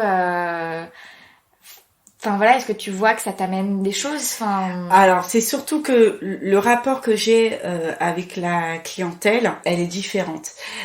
Ça veut dire que déjà, souvent en pénal, ou même en droit civil, même en droit des étrangers d'ailleurs, quand les personnes viennent voir un avocat par rapport au prestige du métier ou autre, ils se mettent souvent des barrières. Et des fois, très souvent, ils osent pas dire certaines choses. Sauf que moi, je sais comment ça se passe. Donc, à un moment, par exemple, donc il y a ça. Et puis à un moment, souvent, moi, je leur dis, en fait, vous allez pas me la faire. Parce que ce que vous avez vécu, moi, je l'ai vécu, et des fois en pire. Et déjà, ça peut pas être un justificatif. On peut pas s'apitoyer sur ça. Et des fois, quand il y a des dossiers, moi je leur dis, voilà, moi je suis votre avocate, je suis pas là pour vous croire ou pas vous croire, mais moi j'ai envie de citer et je sais comment ça s'est passé. Et des fois je lui dis, pour moi, ça s'est passé comme ça, comme ça, comme ça, comme ça. Et quand vous me sortez tel mot ou tel mot, moi je sais très bien ce que ça veut dire. Et là, je remets les bases. Et en fait, le client, il se dit, ah oui, mais il peut pas se foutre de moi. Et je lui dis, mais moi je suis là pour vous aider au maximum. Pour que je puisse vous aider au maximum, il va falloir... voilà. Okay. Je pense que déjà, quand certains clients me voient que je suis malienne, ils savent que je vis peut-être pas dans une cité, mais voilà, que j'ai une certaine proximité par rapport à eux, ça a aussi un avantage parce qu'ils se sentent plus libres au niveau de la parole, mais parce que moi, c'est aussi la clientèle que j'ai à Bobigny. Ou en tout cas dans le 93, et certains se sentent beaucoup plus à l'aise que s'ils étaient avec un avocat qui pour eux, hors de leur monde, qui va très bien les défendre, mais la relation qu'il aura avec son avocat sera différente que moi. C'est tellement important cette relation client-avocat. Certains, oui. Mais non, mais on en revient finalement à ce que je retrouve chez beaucoup de mes invités. Voilà, il y avait pas de raison que ce soit différent, mais je voulais quand même le mettre en avant qu'on a une clientèle aussi qui nous ressemble et qui est la clientèle qui va aller avec toutes les forces qu'on a. Et toi, t'as plein de forces, et notamment, ce milieu d'où tu viens et cette compréhension d'où tes clients viennent et de leurs problématiques et tout. Et ça, c'est clair. Et tu disais tout à l'heure que quand t'as prêté serment, vous étiez deux noirs dans la salle. Est-ce que c'est quelque chose qui t'est renvoyé beaucoup? Est-ce que c'est quelque chose qui marque ton parcours d'une manière ou d'une autre? Alors, je sais pas si ça marque mon parcours. Après, je sais pas non plus si c'était le hasard. Abdoulaye Cissé, on a nos anniversaires respectifs parce qu'en plus maintenant il est installé juste à côté de moi. Moi quand je suis rentrée dans la salle et j'ai vu qu'on était deux noirs, c'est comme si j'allais, moi j'ai une sœur qui habite en Vendée, il y a absolument pas de noir, et quand on voit un noir dans la rue, on se sourit parce que c'est vraiment il y a tellement jamais de et ce jour-là moi et Abdoulaye on s'était regardés, mais parce qu'on voyait pas de noir, et puis je pense que comme j'avais ramené toute ma famille, lui dans sa tête il s'est dit mais elle a pas manqué d'air, elle a ramené tout, alors qu'on avait droit qu'à 2 invités, etc. Et puis ça nous a liés parce que du coup il s'est installé à Bobigny et depuis c'est devenu un pote. Moi ça m'a juste renvoyé le fait que il y a pas de noir, peu de noirs, en tout cas je pense dans la profession, et voilà, ça reflétait juste en fait ce jour-là on a prêté serment, on était à peu près 40, on était de black, ça représente juste l'image de la profession, voilà. Et que les gens ils se lancent pas, mais parce qu'on est conditionné à pas se lancer. Donc voilà. Je veux dire, on a évoqué ton parcours et tout ce conditionnement et l'impact que ça a eu sur toi, mais aussi, l'impact aussi à contrario que ça a eu sur toi, c'est-à-dire l'envie de dépasser tous ces conditionnements. Mais est-ce que dans ton exercice au quotidien, tu ressens des discriminations ou... T'as le droit de dire non. Non. Non? Ok. Non. Non, je pense que peut-être qu'il y a une certaine clientèle qui vient pas me voir parce qu'elle veut d'autres clients, et puis des fois c'est même malheureux, des fois des Maliens, des fois je me rappelle qui appelait quand j'étais collab et qui appelait parce que qui venait voir Amélie Semac, et quand il me voyait il me disait oui moi je veux pas vous, je veux l'autre, des Maliens, des gens de ma communauté, parce que des fois et moi je disais mais Amélie c'est bizarre, il y a des clients j'ai l'impression qu'ils te choisissent pour ce que tu es, et en fait ce qu'elle m'expliquait c'est que en fait des fois il y a des clients mais vraiment qui réfléchissent pas, qui se disent j'ai trop travaillé avec des Maliens, je sais que c'est des escrocs donc je veux quelqu'un d'autre, et inversement il y en a qui viennent me voir parce que je suis malienne, voilà. Et comme des personnes arabophones qui vont voir des confrères arabes parce qu'ils parlent arabe, et d'autres qui disent ah mais comme je connais les arabes je veux un autre avocat, voilà. Et il y a un petit peu tout. Des fois il y a des Maliens qui veulent un avocat malien parce que il y a des choses qu'ils osent pas dire, qu'ils oseraient pas dire parce qu'on les verrait différemment, ou parce qu'on comprendrait pas, et donc ils préfèrent venir voir moi parce qu'ils savent qu'ils n'auront pas besoin d'entrer longtemps dans l'explication parce que j'aurais compris. Et inversement, il y a certains qui justement. Et avec les confrères? Ah moi justement ça se passe très bien. Ouais, bon. Oui, ça se passe très bien. Alors très souvent, des fois quand je fais la queue pour une démarche, ils veulent passer devant moi. Donc moi je leur dis je suis là. Ils disent oui mais moi je suis avocat. Et moi je lui dis ça tombe bien. Et là je sors ma carte, moi aussi je suis avocate. Et c'est vrai, ou quand je vais au greffe, des fois les gens me disent mais vous êtes qui? Enfin voilà, et parce que j'ai pas l'allure d'une avocate, et moi je leur dis mais je suis avocate, elle me dit ah bon, et moi je dois tout le temps sortir ma carte, etc. Puis je fais jeune, etc. Mais moi j'aime bien quand on me pose cette question, puis des fois ils me disent ah bah bonjour consoeur, vous êtes d'ici, mais ça fait longtemps que vous y êtes. Et puis des fois il y en a, ils se disent, je pense dans leur tête, ils se disent mais comment elle a fait pour devenir avocate? Maintenant on prend n'importe qui. Bah, ils pourront écouter l'épisode. Ah oui, j'ai passé un concours comme eux et j'ai réussi le concours comme eux. Voilà. Exactement. Donc voilà, mais c'est vrai qu'ils me regardent de haut en bas. Puis après, il y a aussi certains confrères. Il y a un confrère que j'ai vu il y a pas longtemps. Il m'a dit franchement, concert, j'adore votre coupe et tout. Je sais que c'est un avocat réputé, etc. Et mais je lui dis oui, mais ça fait un peu faux folle. Il me dit non, mais moi justement, ça j'aime bien. Puis après, il y a d'autres confrères qui sont beaucoup plus classiques, qui quand ils me voient, ils comprennent pas, etc. Donc je pense qu'il en faut un peu de. En tout cas, toi, tu t'en fais pas un sujet, non, quoi. Non. C'est ce que, et puis, franchement, c'est ce que disait aussi Nelly Criquet. Elle dit, moi, j'ai arrêté d'en faire un sujet. Oui, puis même, j'ai pas le temps. J'ai pas le temps parce que. C'est exactement ce que dit Nelly. Ouais. En fait, j'ai pas le temps de me battre sur ça, donc ce n'est plus un sujet. C'est exactement ce que dit Nelly. C'est ça. Du coup, on a tenu le suspense jusqu'à maintenant, mais pour mes petits frères, tes petits frères. Alors, ce qu'il faut savoir, c'est que mes petits frères, c'est ma plus grande fierté. C'est-à-dire que il y a pas un jour où je me lève pas, où je suis pas fière de mes petits frères. Je me dis avec du recul que j'ai pas fait tout ça pour rien, et je pense que c'est là où on a vu, c'est là où je me dis, j'ai arrêté l'école à 16 ans. J'ai essayé de reprendre, bon, il y a des années, j'ai essayé de reprendre, je restais 1 mois, 2 mois, enfin, j'avais du mal, mais si aujourd'hui on me posait la question, je recommencerais, et je pense même que j'aurais peut-être arrêté plus tôt. Peut-être que j'aurais fait les choses différemment, mais peut-être que j'aurais arrêté plus tôt, parce que quand je vois mes frères aujourd'hui, en fait, quand j'ai prêté serment, quand il y a eu les autres choses, tous mes frères, ils ont toujours organisé des grands repas, et c'est eux qui me donnaient de l'argent. Et mon père, d'ailleurs, il a fait une réunion, enfin, il fait des réunions familiales où parce que là, maintenant, on est 18, certains sont mariés, tout le monde vient.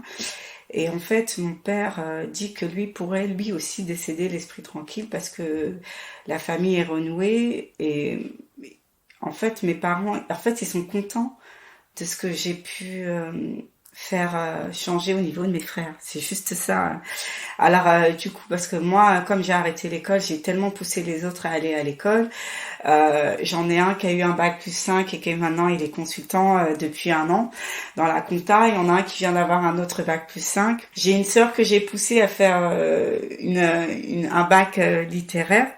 Parce que c'est le bac que j'ai jamais eu, je l'ai forcée à faire des études de droit, qui voulait pas faire des études de droit, elle voulait être infirmière, enfin voilà. Et moi, je l'ai poussée, je sais pas si elle a accepté parce que finalement, voilà, elle s'est résignée ou autre, mais elle savait que ça me tenait à cœur. Et puis moi, je me disais, plus ils vont faire des études de droit, et plus moi, je pourrais les aider, et je pourrais continuer cette aide-là.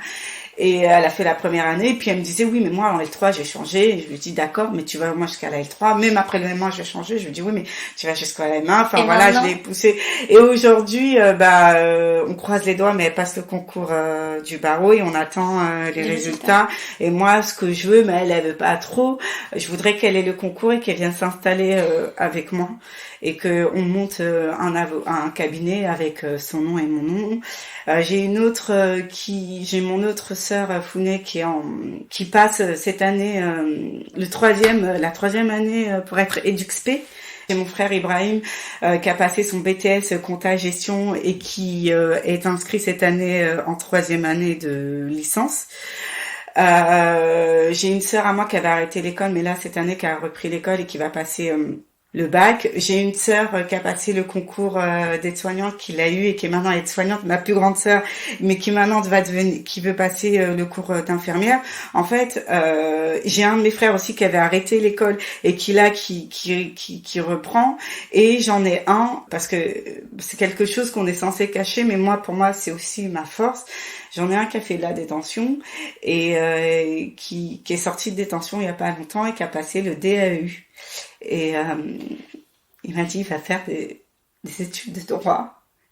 Et après la détention, aujourd'hui, il me dit que il va faire les mêmes études que moi. Il sera jamais avocat parce qu'il a fait de la détention. Mais c'est là où je me dis que même après quelques années, j'ai pas fait le mauvais choix.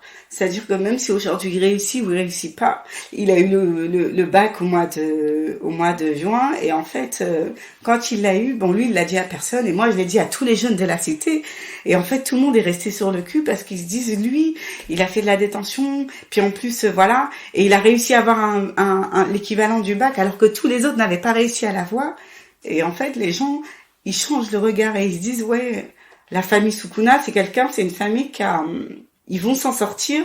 Ça a changé l'image. Et en fait, mon père, c'est ça. C'est-à-dire qu'avant, ce qu'il expliquait, c'est que quand les petits faisaient des bêtises, etc., ils vivaient le dos prostré.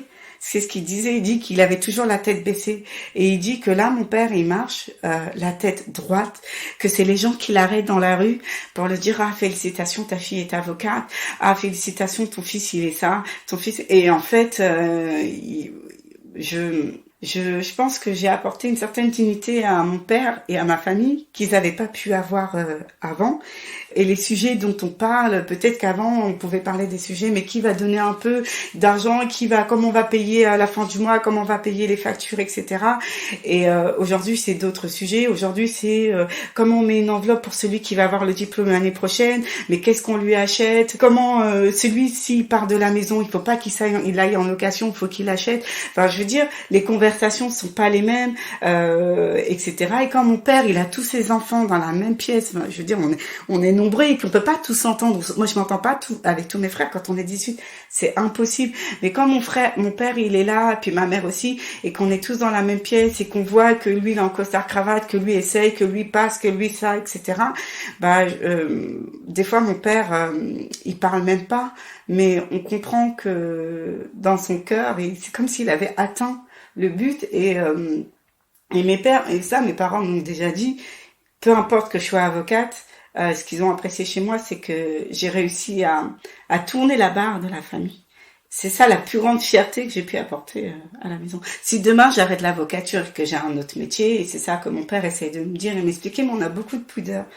C'est ce que j'ai fait pour ma famille. Ils, ils pourront jamais, je sais pas comment dire ça, mais je suis un peu émue. Ils pourront jamais. Tu veux l'enlever? Oui, mais c'est surtout qu'ils pourront jamais autant me remercier. Et aujourd'hui, avec mes petits frères, je m'entends bien, ils savent les sacrifices. Et ils me le rendent bien. Parce que mes frères, ils font tous 1m90, etc. Mais il y en a aucun qui manque de respect quand il y a quelque chose.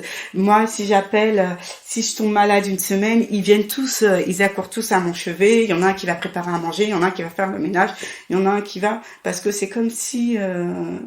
il y a eu un retour de reconnaissance. Et en fait, TF1 était venu, je me rappelle, chez moi, parce qu'ils voulaient me filmer, parce qu'ils avaient appris mon parcours.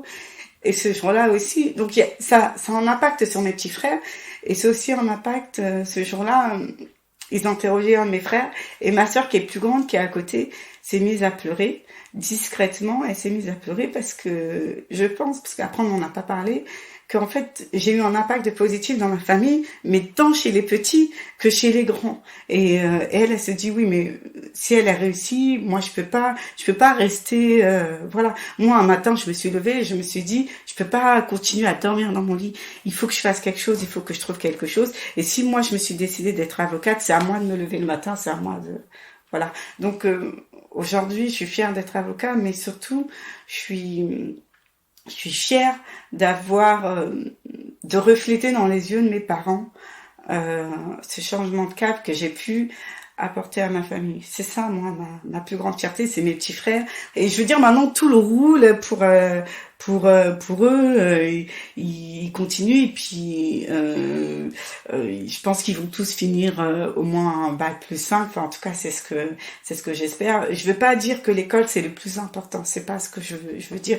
Il y en a qui sont pas faits pour l'école, mais je pense que quand on part avec un bagage, qu'on parte avec un bagage intellectuel, ils pourront faire ce qu'ils veulent après.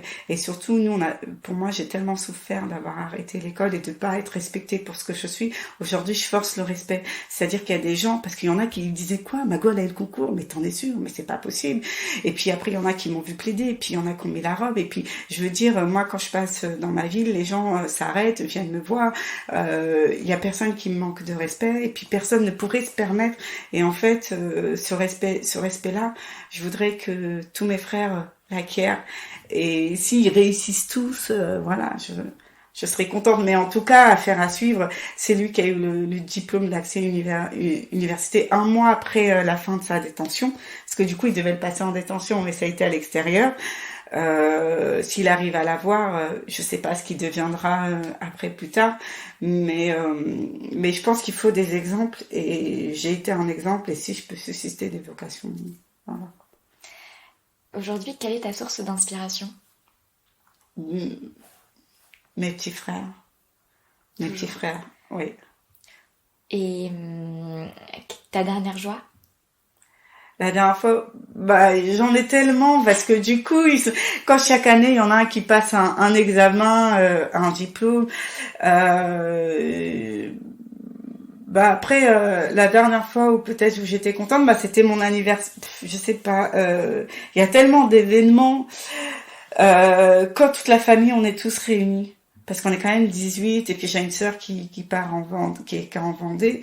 Et quand il y a toute la famille qui est réunie dans la même pièce, avec les petits-enfants, avec mes deux parents, et c'est là où je me dis, on est tous là, on est tous réunis, on a quasiment tous une situation, quasiment tous, et voilà. Et puis il y a des familles où ils ont pas leurs parents, des familles, voilà. Et là, nous, on est tous là réunis sur un moment donné, on est tous là, on tient tous dans une pièce, et on revient tous de loin. Je pense que voilà, c'est moi, oui, c'est ça. C'est d'avoir ma famille réunie, mais pas comme on était avant. C'est-à-dire qu'avant, on pouvait être réunis, mais on n'avait pas des conditions de vie qui étaient les plus optimales. Là, maintenant, voilà, c'est ça. Qu'est-ce que toi tu deviens? Moi, je suis ça. Voilà. et puis, quand je suis partie de chez moi, mon père, il me dit que quand je suis partie, il y a quelque chose qui s'est cassé parce qu'ils ont eu du mal à tenir l'éducation que j'avais posée. Mais ce qui leur a soulagé, ce qu'ils disent, c'est que j'ai quand même continué à suivre la scolarité des autres pour qu'ils deviennent ce qu'ils sont aujourd'hui. Voilà. Et qu'est-ce que tu portes sous ta robe? Alors, mes vêtements, Comme ça jeans, peut être tes vêtements oui. ou... ouais. Alors mes jeans, je suis habillée en jeans, je suis habillée en basket. Parfois, je vais en cabinet limite en pyjama. Je suis vraiment streetwear. Je pense que la robe, c'est quelque chose de très uniforme, très protocolaire qu'on porte jusqu'en bas. Donc, je me permets, moi, de m'habiller comme je veux et comme je suis à l'aise en dessous ma robe. Et si un client me choisit, il me choisira pas pour ma tenue vestimentaire parce que je serai jamais en costard cravate, mais il me prendra parce que il veut quelqu'un. Moi, ce que je dis aux clients, c'est que moi, j'aurai pas la garantie qu'on va gagner, mais vous aurez la garantie avec moi que je vais vous défendre comme si vous étiez mon frère, comme si vous étiez mon père, comme si vous étiez un membre de ma famille. C'est la seule chose, c'est la seule garantie que je peux leur apporter. Et donc voilà. Mais moi, je suis habillée vraiment. Enfin, faut pas me prendre pour exemple. Bon, voilà, j'ai des baskets, je suis en jean. Voilà. Si je veux mettre une robe courte, je mets une robe courte. Si je veux venir avec des cheveux violets, ben je viendrai avec des cheveux violets. Enfin voilà, je suis vraiment très très très très très simple. Mais parce que c'est ma personnalité, que c'est quelque chose que j'ai pas encore réussi à changer. Mais peut-être qu'il faut pas le changer. Oui, bah je pense que là pour ça je suis condamnée à rester comme je suis. Merci beaucoup Magou. Je t'en prie, merci à toi de m'avoir invitée.